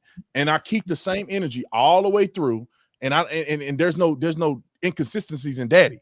Daddy is firm. Daddy's gonna do what he said he's gonna do. Daddy comes across with the hot sauce. It ain't no changing it. And that's why I feel like it's incredibly impactful for young people to have their father in their lives, because they need to see a dynamic there, because people are different, you know. And there's some women that may be a little more, you know, maybe they was raised a little tougher, maybe tomboyish. Like my mom is more of a tomboy than anything. So she'll get with us just like anybody else. She'll put her hands on you. I didn't see her put her hands on grown men before. I witnessed. You know, my mom would do the day-to-day. My mom would do the day-to-day, but my dad, she had to call my dad in. You know, that was the big artillery right there. And my mom, she was the one with the bullhorn trying to talk you down, trying to make you give up the hostages. My dad was a SWAT team. When he showed up, full breach, we kicking the door in, zip tying everybody. My dad did not play. When I heard my dad coming up those stairs, and he would skip a step when he was mad. He would every other step. It's a wrap. It was coming. Your pleas for mercy were falling on deaf ears. You should have listened to your mom. It's over. And it didn't happen often. I tried to tell you. That's it. I remember one time I shot my brother in the face with a BB gun. My dad backed up that driveway so fat. My dad was a stunt driver. He whipped that car around. He said, "Get upstairs." And that was it. He tanned that hide, and my summer was shut down for 3 months. I couldn't move. Hearing all my friends play outside in the summer, still getting dark. Not me, man. I was in the house for 3 months. Hard time. But, you know, I learned, and I'm so appreciative of my dad, because my dad was retired, so he was too involved. He was always home when I got home. I got a note sent home from the math teacher. He set my math class Monday through Friday for the whole class to make sure that I was behaving. Oh, he was in the classroom the whole time? He was sitting in the back of the class like this, from the first bell to the last bell, Monday through Friday. Our classes, we have block scheduling, so our classes were an hour and a half apiece. And my dad was back there like this for the whole class. I ain't say a word, did he? Yeah, I was up front like, I know the answer, sir. I was a model student for that week. But as an adult, you realize that's the kind of love that your parents have for you, that they're willing to be there to make sure that you're doing the right thing. And how annoying was it for him to be in a class full of freshmen? I mean, he must have wanted to kill himself. But he was there, started class till the end for a whole week. And hey, man, Mr. Niazman never had no problems out of me after that. I think too that, you know, it's important to have a dynamic, because it allows females to remain that gentle, compassionate, empathetic, tender mom. When you have when you have so much struggles and you take on the responsibility, the whole responsibility, and you're forced to take on the whole responsibility of raising several children, you end up having a very short fuse, and you end up having no patience. So then that way you end up over disciplining your children and over beating your children. And I think that so many persons, in particular in the African American community, are just so overly beaten. They're not even disciplined. They're just beaten, you know, and whooped because of the short fuse that these single moms have, because you got 4 or 5 kids by 4 or 5 different baby daddies. Nobody's there. And don't get me wrong, I talked about these women and their choices. So I'm not going that direction. I'm trying to make another point. But it just takes away the tenderness of a woman. It takes away the you know, baby, I tried to tell you. Well, now your daddy gonna tear you up. You know what I mean? Now the mother has to be the daddy and the tender, but it's kind of hard to do that when you're so pissed off and you're working all this, you know, all these different hours, and now you got to take one son to the hospital because Jericho done hit him in the face with a beat gun. I mean, it's just like, it's so much, and our fuse is so short, and we don't understand how important it is to have a 2-person household. Even, and I don't. I'm in a lesbian relationship, right? So there aren't any quote unquote men in my house. However, I have men around me all the time. So I have my brother, he's my play brother, but he would be the uncle of my children. Then I have, you know, like I have so many other people, my other play brothers and stuff like that. I do believe that you must have a balance regardless. You know, you have to have that. Because and I still believe that that's why I don't have any children as of yet, because I did not want to raise kids by myself, period. Like, if I don't have to, why do that? Like, who the hell, are you kidding me?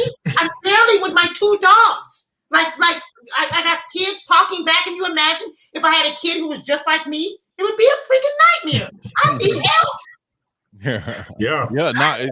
I mean, you made an incredible point. I think that everybody need to rehearse that idea of balance and stressed out single parents. I mean, and I see a lot of this in poor, I mean, whether black or white, poor people deal with this a lot. I was just at the airport, and this white lady, she's overweight. She got a kid in a stroller. She got another kid she's dragging.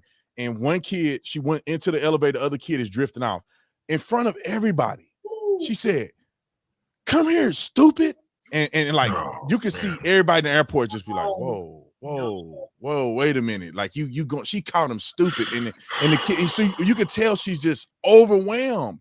I mean, she probably really feel like he's stupid. Maybe he's acting stupid to her, but if there was another parent there, which you can already tell there's not consistently another parent, she's probably doing it all. But if there's another parent there's no yelling. Daddy will go over there and address that. Mama can take care of the two kids in the elevator. Mhm. There needs to be a balance because there is an over exaggeration. I remember my cousin got beat, and I swear he got beat for like 2 minutes straight, and that's a long time to get a whooping. What he did was we used to play with his bike chain. We outside playing with a bike chain, and he throws the bike chain up in the power line. And so when that bike chain hit that power line, it knocked the power out the entire block. And what made it worse, it was Super Bowl Sunday. So everybody on this side of the street came out the house. Bro, what the?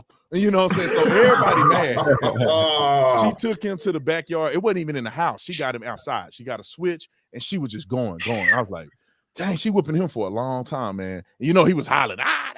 She just at a certain point, that's not a whooping. That's just you just abusing your children. It's just abuse, man. I'm telling you. Yeah. I saw abuse growing up. My mom and them didn't abuse. They whooped us. They got us pretty good, but it was civilized. Like I said, my cousin, they used to get hit with anything. One of my cousins his dad used to fight. You know what I'm saying? And he was probably 11, 12 years old. What you want? Boom, boom, boom, boom, and just punching him in the chest, man. You know what kind of trauma that your daddy beat you up? Like, you know, it was, you know, and these are the experiences that I think people don't know that are happening in the inner city and in these poor communities, and they wonder why people grow up all messed up. And it's like, it's decision making. Don't have children out of wedlock. Be in an equally yoked relationship with somebody. If you're gonna have kids, raise them. Make sure you're with a person that want to raise the kids the same way you want to raise the kids. And then go on and pursue excellence with your children. If you're not financially stable, you shouldn't be having kids. You need to slow down on the bumping and grinding and pumping and sweating. If you ain't got no money, because then you're gonna put these kids in a bad situation to where now y'all, because I can imagine. And you guys, people that are watching, imagine it with me. Imagine the stress of life in general. And then you add kids. Kids are kids. They don't know that you're struggling. They don't know that them bills are piling up. So they gonna just be kids. They don't know how to be sensitive to your emotions. Because they don't understand what you're going through. You're going through all of this stress of life, losing your job and all this other stuff. Then you got these baby kids on the background. That is an incredible hard situation for people to be in. And we see women, a lot of times, they see them out killing their kids. We saw a woman throw a kid off a bridge. I didn't see it, but read about a woman throwing a kid off a bridge, women drowning their kids. And I remember my wife, when we first had the baby, she had all kinds of stuff going on. It was very difficult situation when she was pregnant, and when she had the baby, she had a little bit of postpartum depression. And just imagine if she was a single mama. I mean, just imagine when the emotions are kicking in. Our baby was born a little early, so all of that complication, even in the hospital, the nurses were being stupid, and so Daddy had to show up. I said in there in the NICU, no, you ain't finna put that in his head. You ain't finna put down. You ain't taking blood like that. Y'all, now he going home with us on Friday. Now unless y'all want some smoke, you know what I'm saying? And my wife is recovering, you know, in the room, so. It was invaluable that we both were there. Imagine if she was by herself. Imagine she had nobody, not even grandma and them.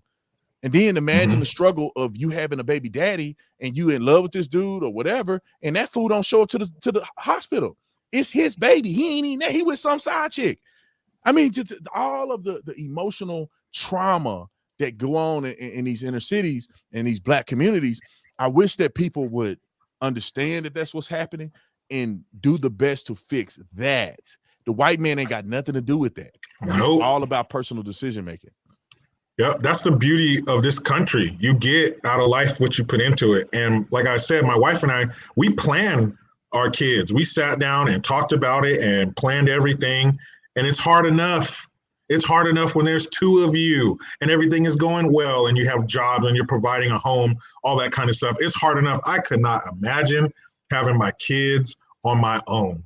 And it's not that they're such a burden or so hard, but you need that other person to help you out. My wife, I don't know how many times I'm disciplining my daughter and she's standing behind her mouthing the words, be nice, be nice. You know, that's where mom comes in. Mom and dad, they bring what the other one doesn't bring to the table. And I'm so thankful to have my wife for that. One of the reasons is to keep me in check because Dad, I'm the enforcer. I'm the bad guy. And I don't care. I wear that proudly. We'll reconnect when you're an adult. We'll sit down and we'll get to that. But right now, I got to prepare you. We're in the preparing phase. So I'm thankful that my wife is there to keep me in check with that. Because I get gruff sometimes and what? Come here. No, sit down. What are you doing? That kind of thing. And my wife, she's that balance. And there's a reason that it takes a man and a woman to make one because you're gonna need some help raising that kid up. And like you were saying, B. Tatum, storks don't drop these things off. There's certain steps you got to take to get one of these little people to come here. And it's so weird that something's so important and so tough to do is so easy to get into, but that's a whole nother video in itself. But they are here it's something so important. So you have to take it seriously. And I've seen a woman on this video saying, yeah, I'm gonna get pregnant. I'm gonna have my baby. It's just gonna be me and my baby, and I'm gonna raise them. It's like, what are you talking about? This ain't a plant. This is a person. What are you're just gonna do it on your own, and I'm gonna lay them down. They're gonna fall asleep for 8 hours. We're gonna wake up together and we're gonna play. No, that baby's gonna do what it's gonna do. You adjust accordingly. It's up every 2 hours, and when it's sick, all that. The kids are gonna kid. They don't care what you got going on. For the kid it up. So for there to be people, diapers don't come off. It's gonna fly on you, and it's being on everybody. Man, I used to think that somebody would take like a nozzle from a gas station, except it was connected to a barrel of poop, and would just fill up my daughter's diaper. It was disgusting. But kids don't know nothing about that. They're just focused on being a kid. I'll give this one example. I remember my wife was, our baby, he was kind of tough at the beginning because he was a little preemie, so his digestive system wasn't working. So he was just scream. And like, it just made me realize that like, they don't have the capacity to, but kids don't care about how you feel. They don't care that you got postpartum depression. They finna bloody murder all night. They gonna scream like, what the? I don't care nothing about your heartache and pain. I don't care that my daddy ain't here. So you know what I'm saying? But I wish people knew that. Like you were saying, bro, this is my little man, my little world. This is my little man dressing him up and all this stuff. He gonna run you through a wall. Yeah, and ain't gonna care. And then when they get older, you think that's your little man. Oh man, he ain't gonna listen to nothing. You been played nice too long. He ain't gonna listen to nothing you saying. When he get big and get a little bass in his voice, his little puberty, he start liking little girls. Oh he ain't gonna listen man, to nothing you saying. And then 6'5" or something, he ain't gonna have no control. Yeah, man. I had a buddy like that. His name was Bobby Hayes, man. Shout out to Bobby. He had a stepdad named Bill, man, and he would talk to Bill like he was another 35-year-old man. I mean, bro, I would sit there, mouth agape, like, what? Hey, get out of my face, man. We're 9 years old. Get the F out of my face, Bill. You're not my dad. Shut the F up, Bill. And Bill was the most soft-spoken. Hey, Bobby, you don't have to talk like that, buddy. Oh man, I don't know. We're not shouting out Bobby Hayes at all. Bobby Hayes, bad as hell. Like what? No, we're not taking that shout out back. Okay. Shout out. I hope Bobby's doing better now, but Bobby Hayes would have been RIP up in my crib. Man, it would have been a closed casket, man. But seeing what that means, because Bill showed up too late. Bobby was already a little baby kid. It was too late. And of course, he didn't wake up 18 years old and be like, okay, I'm a different person. I'm better now. It just got worse as it went on. It is so crucial. And I wish that people would take it more seriously, because when you put a bad person in the world, we're going to bump into that person. We're going to have an experience with that person because of what they did. It really, in some senses, it really is a community. Yeah, and these mamas too. And I'll let you run after this, Megan. But these mamas, don't get in no relationship with no man and then want him to be not involved. You in a relationship with him, but you don't want him to say nothing to the kids. If you bring a man in there, that man needs to be an acting father. He needs to act on behalf of his father when his father is not there. But like you said, with Bill, Mama's dating him, but you can't say nothing to my baby. You can't say nothing to him. man. You don't get to whoop him. I tell him what to do. Women, please don't do that, because you ain't got no real man if your man is gonna do that. But you are creating a monster in that boy, because he ain't never gonna respect the man. His daddy ain't there. Yep. There's a level of rebellion there, and then he can just punk the next man in front of him. You're in trouble. Go ahead, Megan. I'm sorry.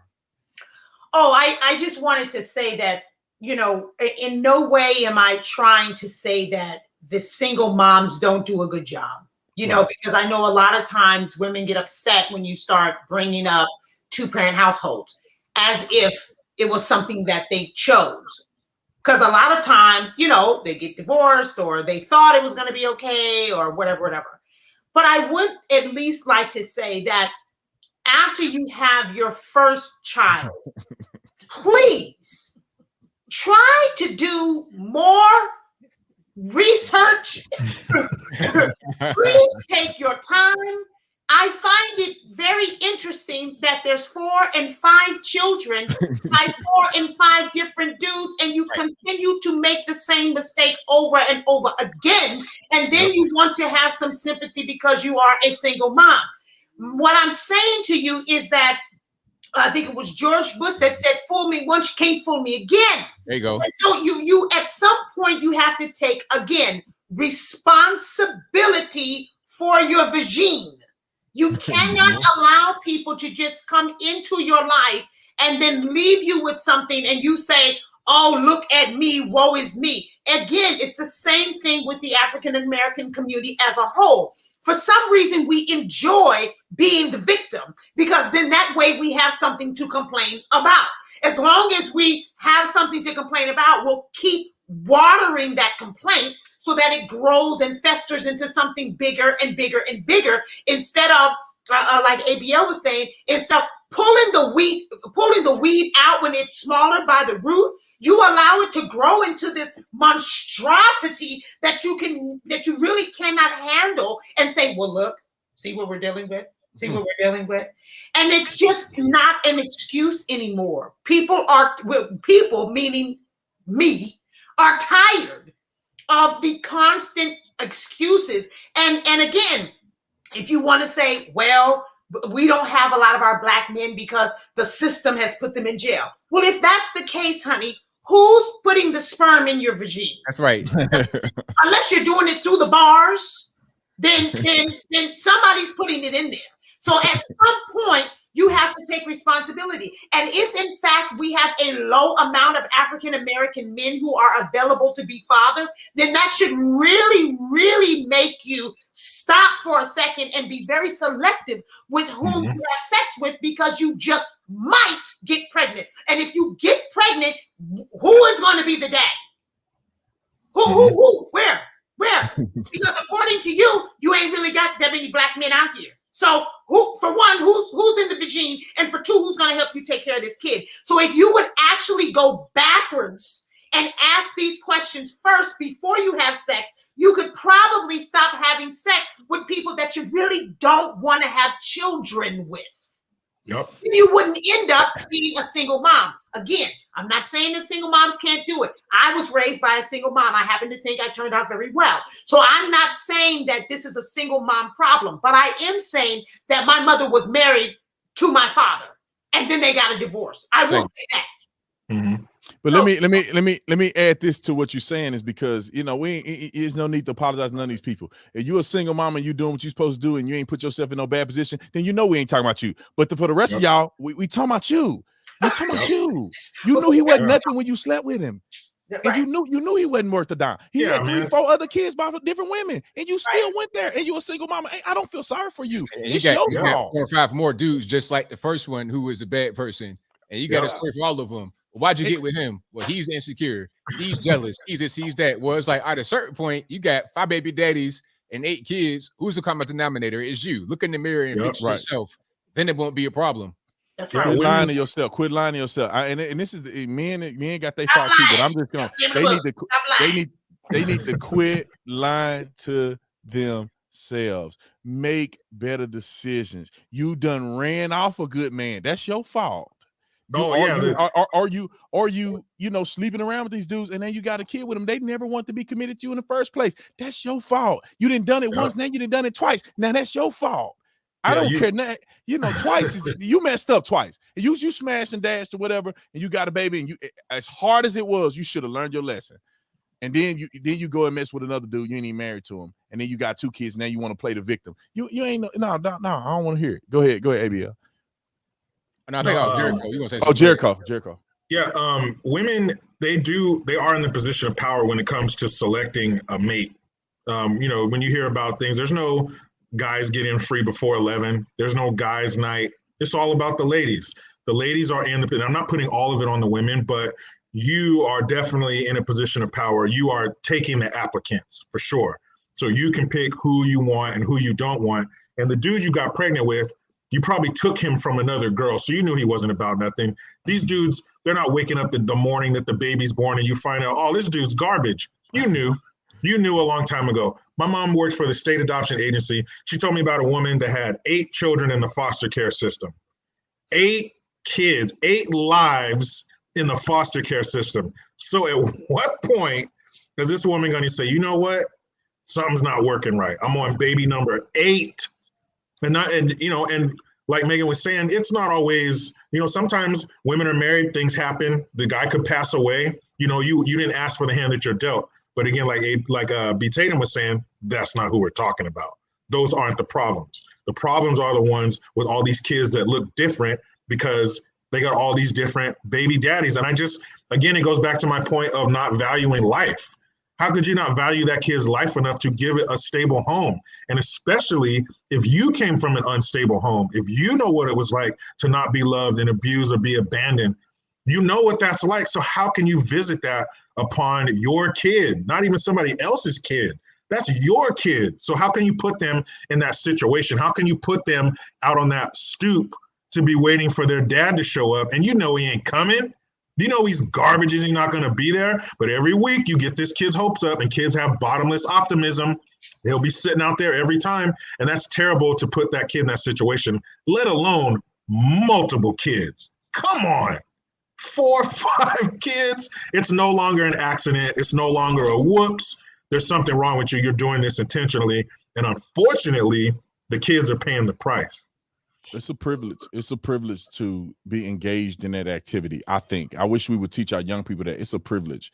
If you ain't in a stable situation, you shouldn't be doing it no matter what. Men too, because it takes 2 to tango. Yep. You're a young man. I'll tell my sons, don't mess with these. Don't be messing with these chicks. You need to get married first before you do anything like that, because you're gonna end up like, especially my oldest son. It's like you don't want a situation like you got. Do you? Where you got to split time between mom and daddy, and all this stuff. You don't want that for your kids, man. Get married with somebody that's equally yoked with you. Y'all have children together and do it the right way. I'll tell my son, live your life, grow, learn, study, find who you are, your purpose, your godly purpose. Do that first before you trying to go look for these little women. The woman you like in high school, you're probably 99.9% of the time, you ain't gonna be with her. Quit wasting your time trying to date and have little girlfriends. Focus on success. Focus on doing well with your life. Become a dateable, marryable man. Marryable ain't a word, but I made it up. Become somebody to be married to. And when you do that, then you can go and look for somebody to marry, then have children. It's not just daddy saying this because I'm talking outside of my neck. It's easier in life. My marriage, my first marriage, which is with me and Korean, I wasn't married before, and with our is easier this way. Yep. I'm in the same. I get to see my son every day. I see him every day. With my oldest son, I don't get to see him every day. It's not the way you want to live your life. You can make the best of it. I make the best of it. I see him every opportunity I can. I'm in his life 100% of the time. Bought him a little phone. He called me anytime. But that's not what you want for your life. And a little bit of, one or 2 nights of fun give you a whole life of stress. And I wish we would teach our young people that. That's more important than white supremacy and systemic racism and microaggressions. Yeah. Teach them base by base, individual by individual. This is what you do to be successful in your life.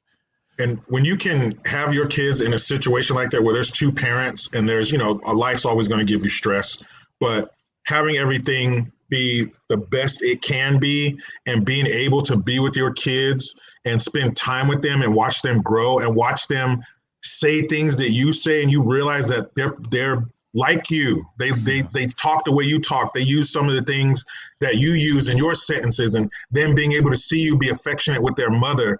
And a lot of that they learn just from looking. And being a parent is the greatest thing in the world. There's nobody who's going to greet you when you come home like your children. My kids come running outside, and I got to hurry up and unlock the door before my son runs up and pulls the handle. It is amazing to raise little people, and you just don't know love. Maybe I'm not smart enough, but is there a word in the English language that means more than love? Because that's how you feel about your children. You will jump in front of a bullet, not even think about it, to make sure that they live and have a prosperous life. And when you do it right, there's nothing better. Nothing. My kids, I'm in love with my kids. My kids are my life. I don't mind telling my boys I can't hang out, because we had that time. We hung out in my 20s. We did the partying, the hanging, the football games, all that kind of stuff. Now I'm on to this parent thing, and it's amazing. It is a wonderful thing when you have a partner who's on the same page, who your kids know is going to get the same from them that they get from you. It really is a beautiful thing, man. I wish that for anybody who wants it, man. We'll ask this last question, and then I think we'll be done with the stream for the night. Because I know some of y'all late. I mean, ABL, it's late where you at. Yeah, it's what? Jericho. 16. Yeah. You said what? Yeah, it's a little after 8 here. Yes, you 8. Where is that? Oh yeah, a little after 8. So Jericho, you in the same? Where you at, Megan? Oh, it's 10:16 now. Okay. I'm central. Oh, so you central. Okay, perfect. Mm-hmm. So yeah, we'll wrap it up with this question. I think this is a really good. But y'all question. The one with the kids. I'm good. Yeah. I know. I've been up. You know what I'm saying? I've been up since 4 a.m. man. I'm about to go to sleep. I've been up since 4 a.m. No kids. I'm tired. I gotta get my butt to bed soon. But this is a good question. I think we can end it on I don't know if it's a positive note or not. It just depends on what the response is. But Jeremy said, do Black people have a real chance at turning things around? And I'll start out just real quick with a quick statement. I think that Black people in general, like the general population of Black people, have I hate to say this, but I feel like they have no chance. Now, individual Black people have as much chance as they want. It's just like this world. When you look at Christianity, it's like you can't save the world, but you can save people that are in this world that are willing to be saved. And so I feel like when you look at the Black community, I feel like when you look at voting and all this other stuff, I think it's too far gone as an entire community. But there are individuals waking up by the tens of thousands, and I think that's going to continue to happen. And if you want to be informed, if you want to do better, it's available to you. But unfortunately, in general, I don't think it's going to change. Go ahead. Now, I think that I'm kind of the same as you, as far as the general populace, not really going to change that much. There are some of us who are going to just walk away from that and do our own thing and become better people. I think that you can get to the general populace if you kind of rule with an iron fist. Bring in a dictator or something like that, or change some of these laws drastically. Welfare state, eliminate that totally. No more welfare, no more with EBT TANF. Now that's going to be a tall order to do something like that, because you got 40 million people on food stamps, not just Black, but everybody else. So how you going to do that? You got to do it because the welfare state is what's funding a lot of these problems. Why have a father in the house? I can just go get on all these welfare programs. I can get paid for each child. I can get my earned income tax credit. I can get my stimulus checks. I get all kind of benefits. I got Section 8 housing. What I need with a man for? And I keep having all these kids. I don't really care. I have a safety net. But if you're going to starve to death without having a husband, well, you might think about it a little bit more. So until we get to the point where all these benefits and whatnot aren't in abundance, until we get to that point, most of us are not going to change. We're not really going to be different. But some of us can get away from that if we want to. I agree. I'm sorry. Go ahead, Megan. Go ahead. Okay. I think that Black people will not be able to turn it around until they stop being Black people and separate from all people. as long as they continue to stay separate from white people, Chinese people, blah, blah, blah, blah, blah, blah, blah.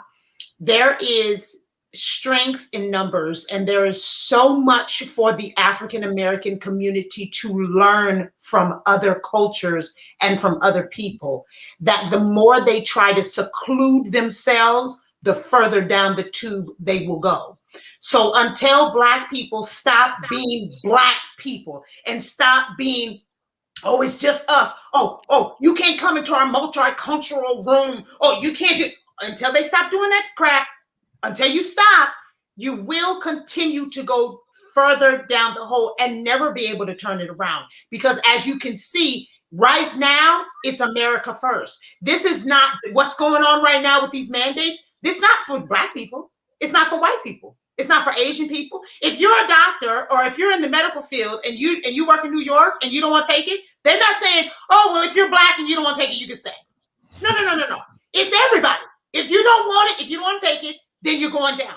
And so we have to 110%, we as Black people have got to get out of this seclusion and this Black, we're Black all by ourselves, because anything by yourself is of great detriment in this world, especially right now.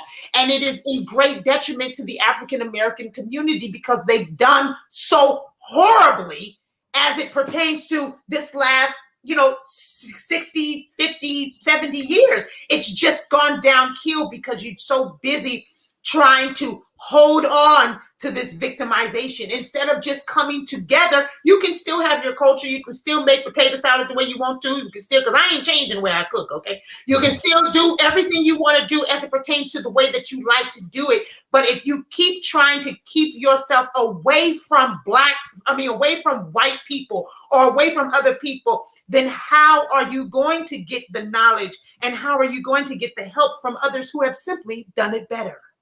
Mm-hmm. I agree. Exposure. That's the only thing that's going to save us. Can we be saved? Man, that's a toss-up. But the only way it can happen is exposure. You have to be exposed to other kinds of people. I got a cousin raised in Baltimore. He said, I never hung out with a white person until I graduated high school. Wow. Everybody in his school was Black. Everybody in the neighborhood was Black. We got to travel, man. We got to get out. We got to experience other things. So we don't have to we don't have to go the route, like ABO said, where some dictator is going to have to come in and say, no more welfare, turn off BET. No, you're getting a hysterectomy. You have too many kids. Because short of that, exposure is going to be the only thing that saves us. Is it possible? I don't know, man. I've seen some images of our people in the hood that there's no repairing that. This World Star fight video, killings. I mean, the airbrush T-shirt. Stop. How? It's just some that there was a study that was done, and they talked to children from war-torn countries in Africa and Eastern Europe and the Middle East, all these war-torn poor places. And they had a more positive outlook on life than children raised in Baltimore. So until we start respecting life and valuing each other and not caring about what somebody else is doing, no, it's never going to stop. It's going to stay with people like us who are going to walk away from that, leave the door open. We'll leave the light on for you. And when you're ready to come in, you will be welcome with open arms. But we cannot be dragged down with everybody else because people in our group are capable of unspeakable things. And I don't know if that can be repaired. I mean, some of that crosses over into evil. And I firmly believe that some people are damaged. Some people can't be rehabilitated or repaired, and they need to be done away with. Some of the things we read about people doing, those Jaslyn Adams. How do you shoot a 6-year-old child in the chest 6 times? What kind of monster? You knew that baby was in the car. You probably saw her little head with her little braids from the back of the car. How do you fix somebody like that? Is there a prison sentence long enough for somebody like that? So until we can stop doing things like that, the Tyshawn Lee situations and all that kind of stuff, I don't see too much hope. Yeah, I mean, I think that we all are on a similar path of some of the things that have gone on. You know, the unthinkable, man, the murder rate in the inner city, the violence and the ignorance, even the scholars, these black scholars are even some of the most ignorant people in the world. You know, they're the ones out here pushing LGBTQ and I'm not saying it's anything wrong if that's what you want to do, but when you start making it a cult, when you start forcing it on people, when you start making people, you know, it just you doing too much. When you like what's his name? Lil Nas X. Lil Nas X, man. It's like, bruh, he did his little song. If he was gay or whatever, I don't care.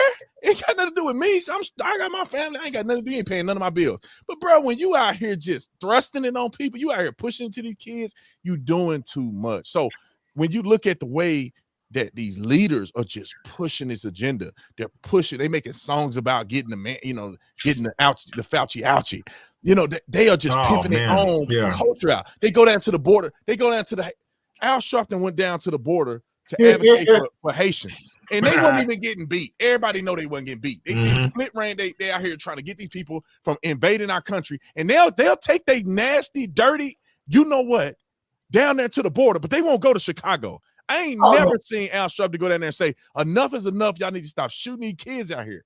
Y'all killing babies out here. That ain't no gangster stuff, killing kids.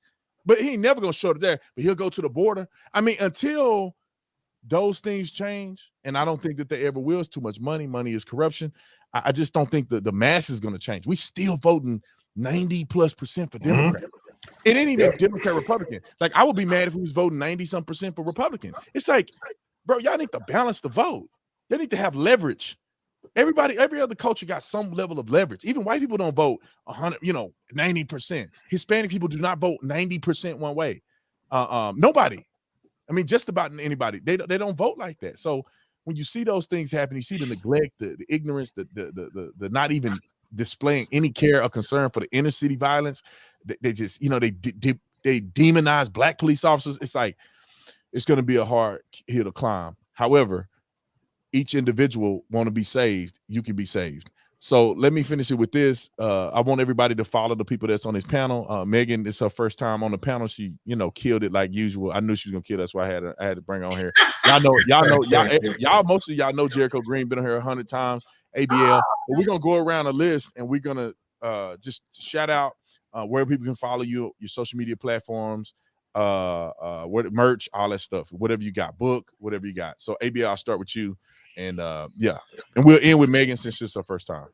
All right, so the best place to go is right here on YouTube. You can search ABL. The 3 letters right there, just search that. I should pop right on up. First result is real easy. Also, go to ablmerch.com. Hey, I put that Rihanna t-shirt up, the one that says "Think while it's still legal." Hey, thank you guys for buying that. That's been crazy on the store. I still got it on there if you want it. ablmerch.com. Also, anthonyblogan.com. ANTHONY, the letter B, LOGAN.com.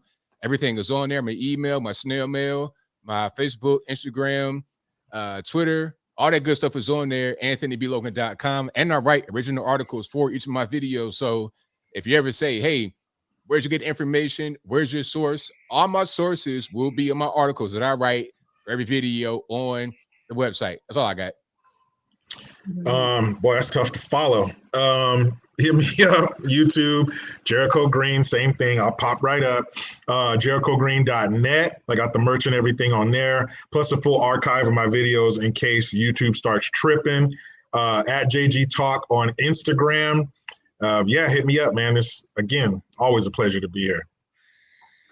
Thank you, gentlemen, for allowing me to be in your space tonight. It was just like such a huge honor. Brandon, I didn't get a chance to say thank you. I have followed you for forever, and I absolutely love everything that you do. It is truly an honor to be here with all of you guys, and especially on your channel, Brandon. And please tell your wife, Corinne, I said hi.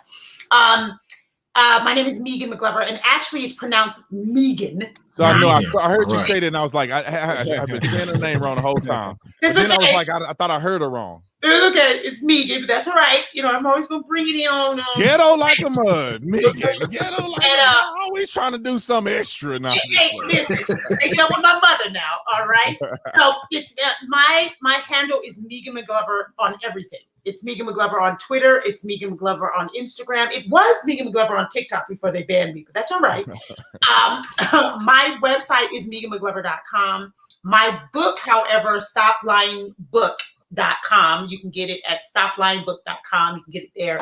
My YouTube channel, you should be able to look up Megan McGlover, but if not, my actual channel name is McGlover Full. So it's McGloverFul, like beautiful McGlover Full. So I'm pretty much everywhere under Megan McGlover. Thank you guys again. And let's just keep this thing going. You know, we've got to support each other.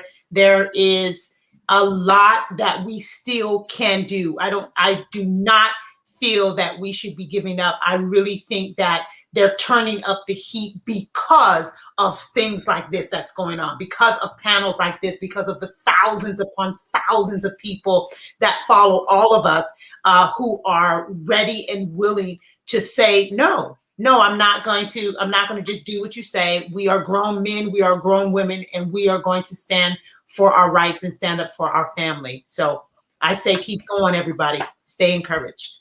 Appreciate it, man. Thank you guys for being on. Y'all hang out on the back end. I'll close it out. But thank y'all for being on here, man. Y'all need to go follow all of these patriots. It's funny because we all are, I believe we all lean more conservative, but we all have different perspectives. You know, Jericho Greens, everybody's being nice on my channel because I don't want to get banned. But you know, people, Jericho Green, raw uncut, man. It's Megan too. You want to hey. You know, I'm trying to be nice. You know, y'all should have seen that video where I think Joe Biden the patients are running thin. He messed with the wrong woman. Talking about his patients. Talking to Joe. You talking to, like, what's going on with that? I'm trying to figure out. I just asked a question because I was trying to figure. Am I supposed to be on the corner here? What's going on? Because I don't know. You know, money. We ain't in the bed together. I would have remembered that. So you know. Everybody have their thing, you know. Everybody's very different, and everybody has a different perspective too, you know. So y'all go on and follow everybody that's on the panel. Every Thursday we have this panel, 6:30 p.m. Pacific Standard Time. Typically is when we have it. So I appreciate you guys. Y'all hang out in the back. I'll close it out, but see you guys later. I love you guys that are watching. You can follow me on The Officer Tatum. The Officer Tatum. You just put The Officer Tatum, you'll find everything you need to find about me. My book is coming out, Beating Black and Blue. Comes out November the 30th. It'll be available for pre-order. It's available for pre-order now. The signed copies are dwindling. I can only sign so many copies. So if you're interested in one, you need to jump on there and get it before they completely run out, or I'm just done signing. You know, I signed almost 3,000 of these things and I'm tired. So, but I put a little more out there because a couple people still wanted some signed copies. But go on, you can get it at beatingblackandblue.com. That link should be in the description section. Also visit the Officer Tatum store where you get all cool merch. Y'all know what it is. Thank y'all for watching. I'll see you on the next one. I'm out.